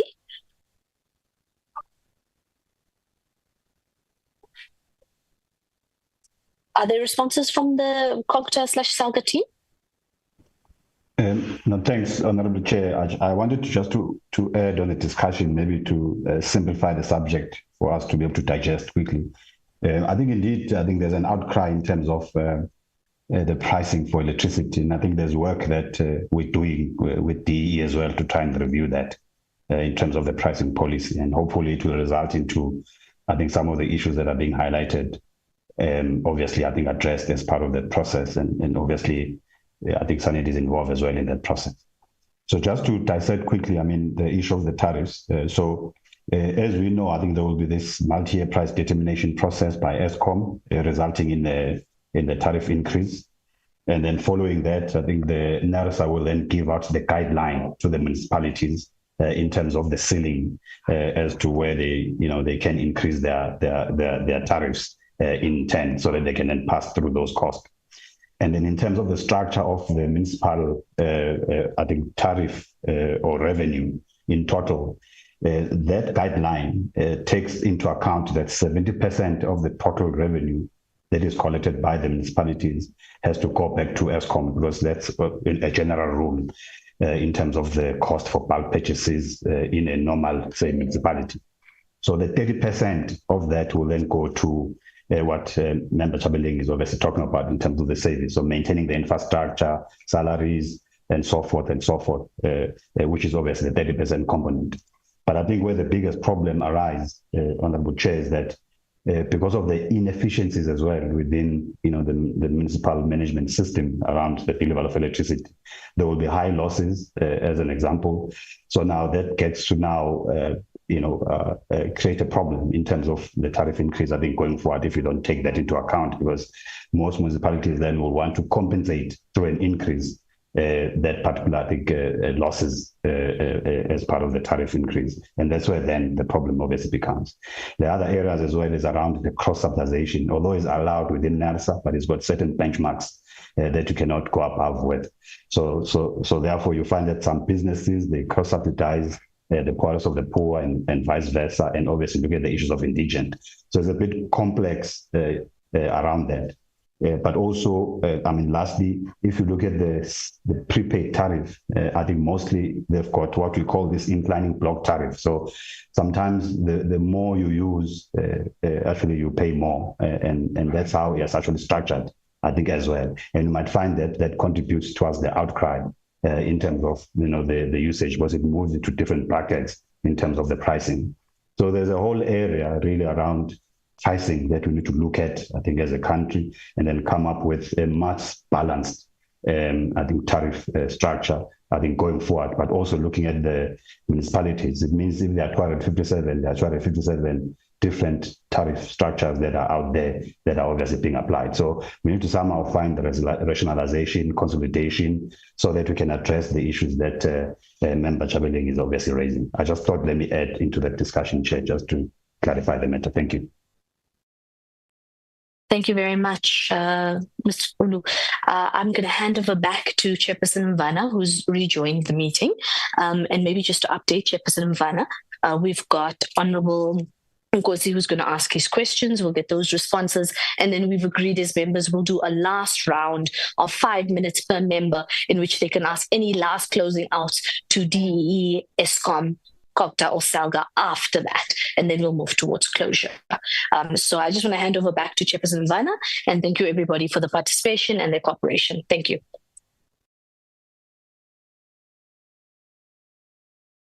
Thank you very much, Honorable Fasia. I'm back. I will take over. Thank you very much. Honorable members, I am back. I'm back. Welcome back, Chair. Chair, just quickly, Chair. Look, I've just received a message from the CEO of Eskom. He asked if some of them can be excused, Chair, as they have G20 commitments. But yes, I understand. Yeah, the G20 has started, so they can be excused, yes. Yeah, so the group executive for distribution and the head of legal and other executives will stay on the platform. Okay, no, it's fine. I read they can be excused. I understand this thing of the G20. Okay, Chair. Oh, sorry. So next is Mr. Nkosi, Chair. Oh.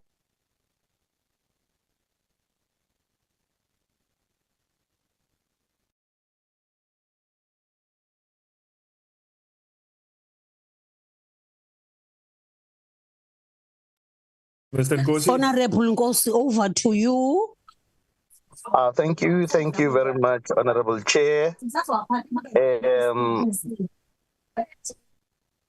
I will just go straight to the questions I have. I'll probably start with COGTA. I just want to check, Honorable Chair, that how is COGTA ensuring that the integrated development plans and consolidated infrastructure plans of the municipalities are effectively used and funded to address the deterioration or maybe the infrastructure is actually not in good conditions of the municipalities. I wanted to check with COGTA how are they assisting maybe the municipalities in terms of making sure that their infrastructure is up to date, because Chair, the reason why we have poor revenue collection, it's because of that as well. And now it has escalated into causing a load reduction, that issue. So I just wanted to check if COGTA, how are they assisting the municipalities in terms of consolidated infrastructure plans and integrated development plans to assist in terms of assisting the infrastructure of the municipalities. That is my first question, Chair. No, thanks, Honorable Chair. Can I ask Dr. Naidu to assist? Okay, over to you, the responses. Dr. Naidu.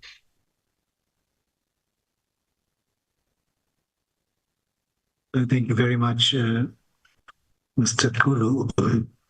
Maybe to start by saying that one should consider the IDP as being this, maybe for lack of a better word, a super plan for the municipality, which sets out its vision, etc.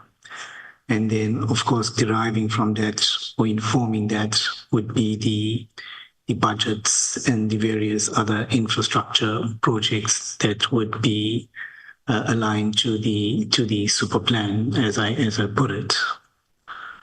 Of course, in terms of maintenance, as the honourable member has raised, there are minimum requirements ring-fenced for operations and maintenance in relation to infrastructure.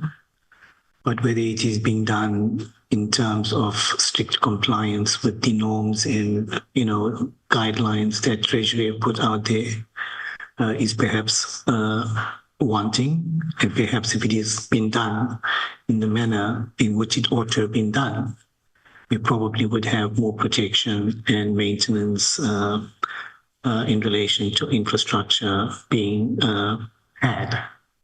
Of course, then one would need to also see how this fits within the broader spatial development framework of the municipality, which guides, as you would know, land use, spatial planning, and guided, of course, by the SPLUMA Act. So, of course, all of these components in motion, and if these things were complied strictly, perhaps the operations and maintenance components in relation to infrastructure would be better guarded and properly provided for. Mr. Kulu, I hand back to you. Thank you very much, Dr. Naidu. I think maybe my addition, I think in terms of the IDP, of course, I think there's obviously then a process that needs to be followed to make sure that it's resourced, I think, accordingly, based on whatever the allocations that are there. But basically is in line with the comment from Dr. Naidu. Thank you.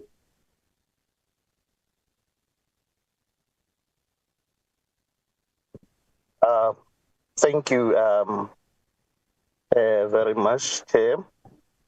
My next question, I will direct it to SALGA. What is SALGA's position on the mandatory rollout of the advanced metering infrastructure? The smart prepaid meters across all distribution areas. And what is SALGA's plan to assist municipalities in securing the necessary funding and technical expertise for this large-scale deployment?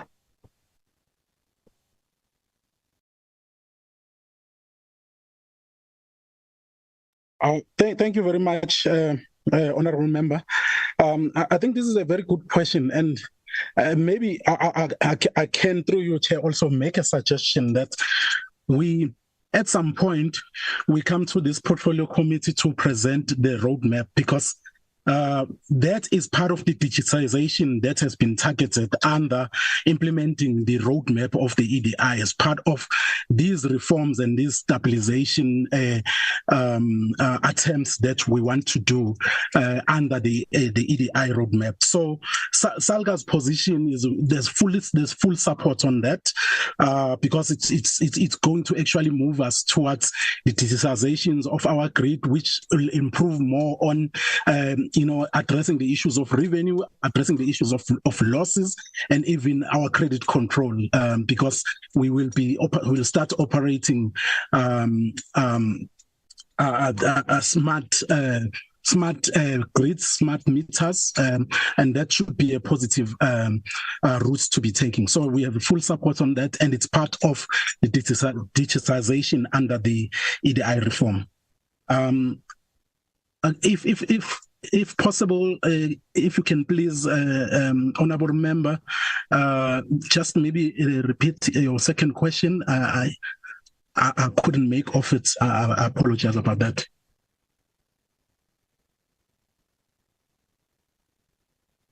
Okay. Yes. Secondly, it was what is the plan to assist municipalities in terms of securing the necessary funding and technical expertise for this large-scale deployment program?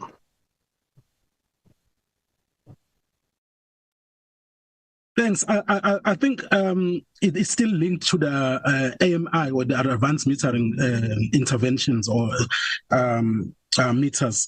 So I think the implementation itself from service providers has a component of skills transfer. And they wouldn't leave a municipality without having proven that they've done the skills transfer with regards to the operation of the infrastructure that would be rolled out. But we don't believe that should be enough, because in other cases there would be actually transferring skills to a municipality that has a skeleton structure. So there is a need also to go back to basics around building the skills from universities and try to actually get those young engineers signing contracts that can keep them longer in these institutions, obviously with some incentives, because I think what we're going through right now also, there's IPPs which are taking some of the engineers, but also there's issues around the geographical movement. Young engineers of today don't want to be working in the Northern Cape or even in Northwest. They want to be in bigger cities. So how, as a country, as government now, do we develop a program that would ensure that we are able to capture these skills from the university level to ensure that maybe between 5 to 10 years, they're actually kept at that geographical location without wanting to move to, your bigger cities and metros? Thank you.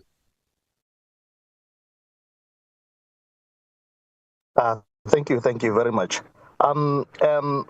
Chair, I would like maybe to also go back to COGTA. I just have a question here I just wanted to check what maybe targeted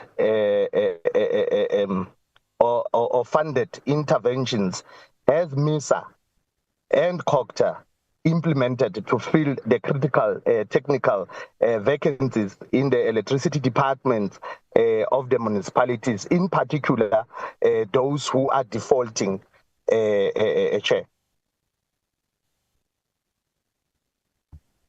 No, thank you very much, through Chair. Maybe let me just first highlight that MISA as an example. We've deployed certain resources to municipalities as part of support. And those obviously covers areas that relate to energy as well. So I think that's the first aspect. We give that particular support. I think the concern has been in the past, how long does the support last? Because the support has to have a start and a finish date. So of course, then I think we have to work on that so that there's that defined, I think, period in terms of support, and indeed we see a turnaround. So, but indeed, currently there are those resources that give that particular support and with specific, I think, reference to energy. Over and above that, as Mr. Mabunda was presenting, probably highlighted that he actually heads the energy stream. So there's now additional resources as well that have been provided through the Result Management Office to deal with specific programs or projects that needs that particular, I think, capacity and skills from the RMO point of view, and also to coordinate all the other functions in terms of all the reforms, and as you could get, I think, from the presentation. So there's that other aspect. But over and above that, we've also then, part of the RMO then provided the finance experts to be able to help with the FRPs in some of those, I think, municipalities that need that particular support as well. So I think from the COGTA point of view, there has been a recognition that there has to be a broader support, but also it must be targeted, and it should ensure that there's a turnaround that needs to happen. And then the monitoring as well of the interventions that are happening either through MISA or even through the ELGOS, and as well as the policy aspect that tonight obviously addresses from time to time. So I think that's basically, I think, in short, probably, I think the answer. Thank you. Your time is up, Mr. Nkosi. Thank you very much, Erico. Thank you, Chair. Thank you, Honorable Nkosi. Then I don't see any other hand here. Can we then check with the Secretary? Where are we now? Thank you very much, honorable members, for the questions. And thank you for the responses. Secretary? Yeah, the acting chair indicated that after we've done this process, Chair, there will be time maybe for follow-up questions or outstanding issues which members might raise, Chair. Okay. Are there any follow-up questions from honorable members? I will see by hands. I don't see any hand from my gadget. Secretary, can you assist? Nothing, Chair. Nothing. And what is the next item? Closure, Chair. There's Mr. Bapti, Chair. There's Mr. Bapti. Otherwise, after Mr. Bapti, what is it? Closure, Chair. Closure. Okay, thank you very much. Over to you, Honorable Bapti. Thank you, Chair. I have just one question, and it applies to the Department, Eskom, COGTA, and SALGA. The question is, have you identified municipalities that conduct their distribution functions effectively and efficiently and pay their Eskom accounts to establish how they achieve these outcomes? And if not, why not?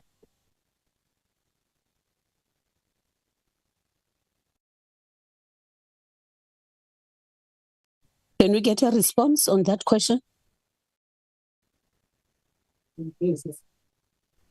Thanks, Honorable Chair. And maybe I can attempt to try and answer from the COGTA perspective. I think indeed, Chair, there are pockets of excellence within the community of municipalities. I mean, as we said, there's 257. Those that are on the debt relief program, they're just over 70. So we have then the others. They might have different set of issues, but they obviously, I think, engaging in terms of running the business of electricity and be able to pay the creditors as well.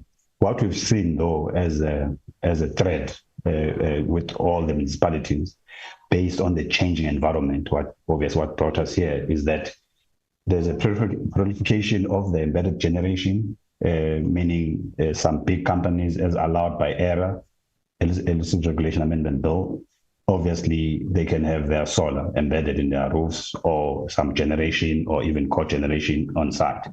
So what has happened is that that has resulted then in an impact of reduction in volumes that the municipalities have seen over the years, but without a reduction in the operational expenses. So therefore, sometimes what then happens is that they cannot then honor the obligations towards other Eskom or even the water boards because of that balancing act.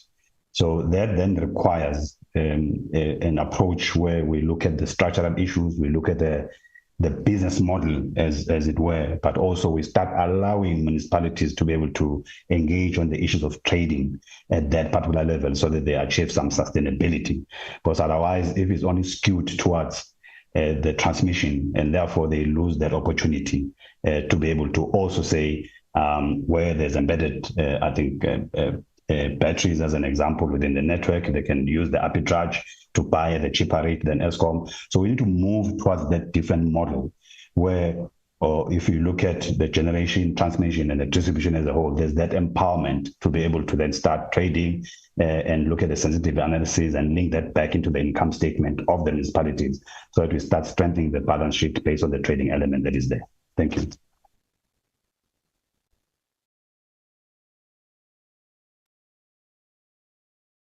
Thank you, Chair. Mr. Conway has covered me, Chair. I don't want to take more of your time. Okay. Thank you very much, Honorable Bapti, for your question. From my gadget, I don't see any other hand, honorable members. I don't know whether this one. Oh, I see Kubeshni. Yeah. Do you want to add? Yes, Chairperson. I think Honorable Bhakti, posed the question to the departments as well. And then I just want to reiterate that, the department, our position is not to force municipalities under business rescue and be taking away licenses. And it's more to stabilize and assist municipalities. And I think, the issue for a long time has been the sitting of a tribunal, and that the regulator needed to develop and gazette rules for this tribunal. And now that is now done. And the rules are available on the NERSA website, and the tribunal will be sitting before the end of the financial year to deal with some of these issues of non-compliant licenses. Thank you. Oh. Thank you very much, Kubesni. Seemingly, Honorable Njabeleng's hand is up. Over to you. Thanks a lot, Chair. I think maybe the quick question to ask here now is towards COGTA. What is the responsibility of COGTA towards this municipality in respect to particular electricity distribution? Because this problem is not starting now. The cost of electricity, one which you have already discussed, as well as the default issue on municipalities' side, it has been going on for over 10 years plus in respect to this problem. It started off as a small amount and then eventually started ballooning. But in the last 5 years or so, it just became exacerbated to the point where we're sitting with 100 billion in respect to municipal debt. What has COGTA done in order to rein in the municipalities on respecting their agreement of taking over Eskom's electricity and selling it? What has COGTA done in that respect?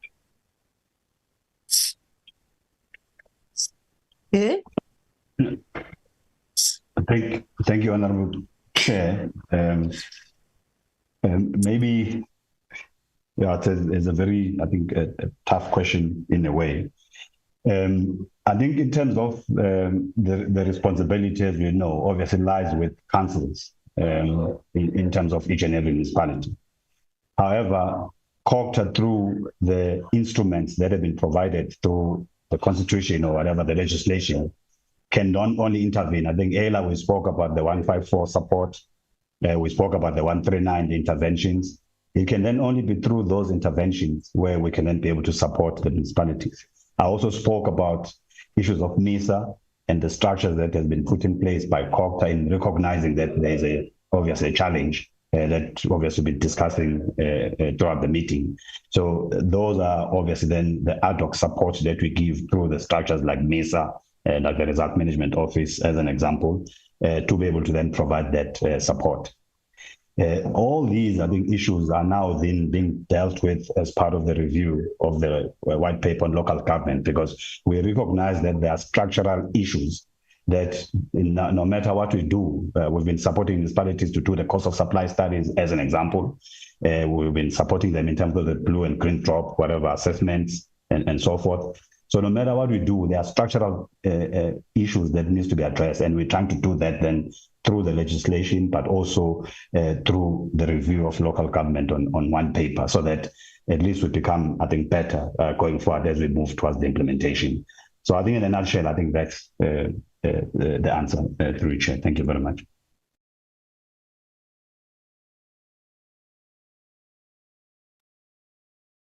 Thank you very much for that response.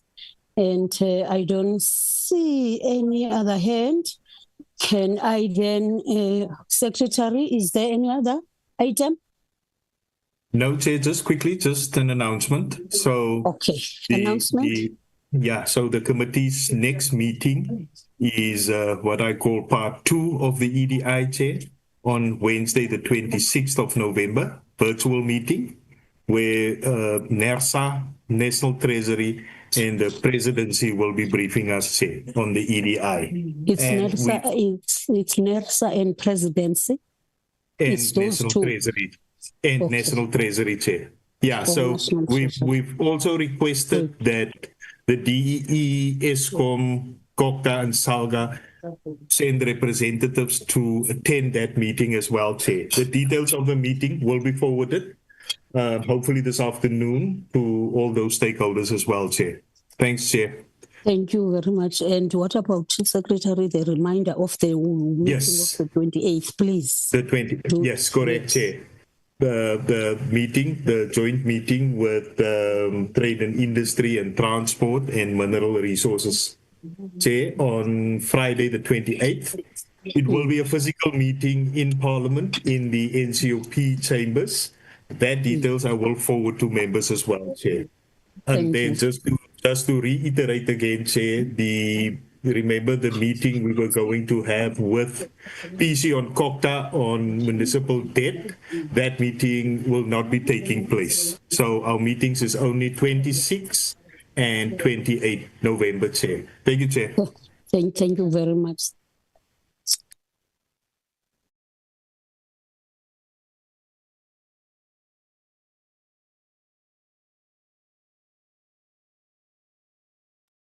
Unmute, Chair. Thank you.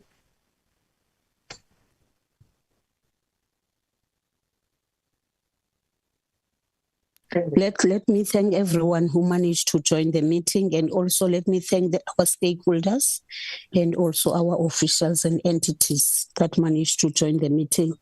Otherwise, thanks ever so much with your presence. We really appreciate it. And then the meeting is adjourned. Thank you, Chair. Thank you, Chair. Very much. Thank you, Chair. Thank you. Thank you. See you on the 26th. 26th, yes, Chair. Yes, sure. Yeah. Thank you. Bye.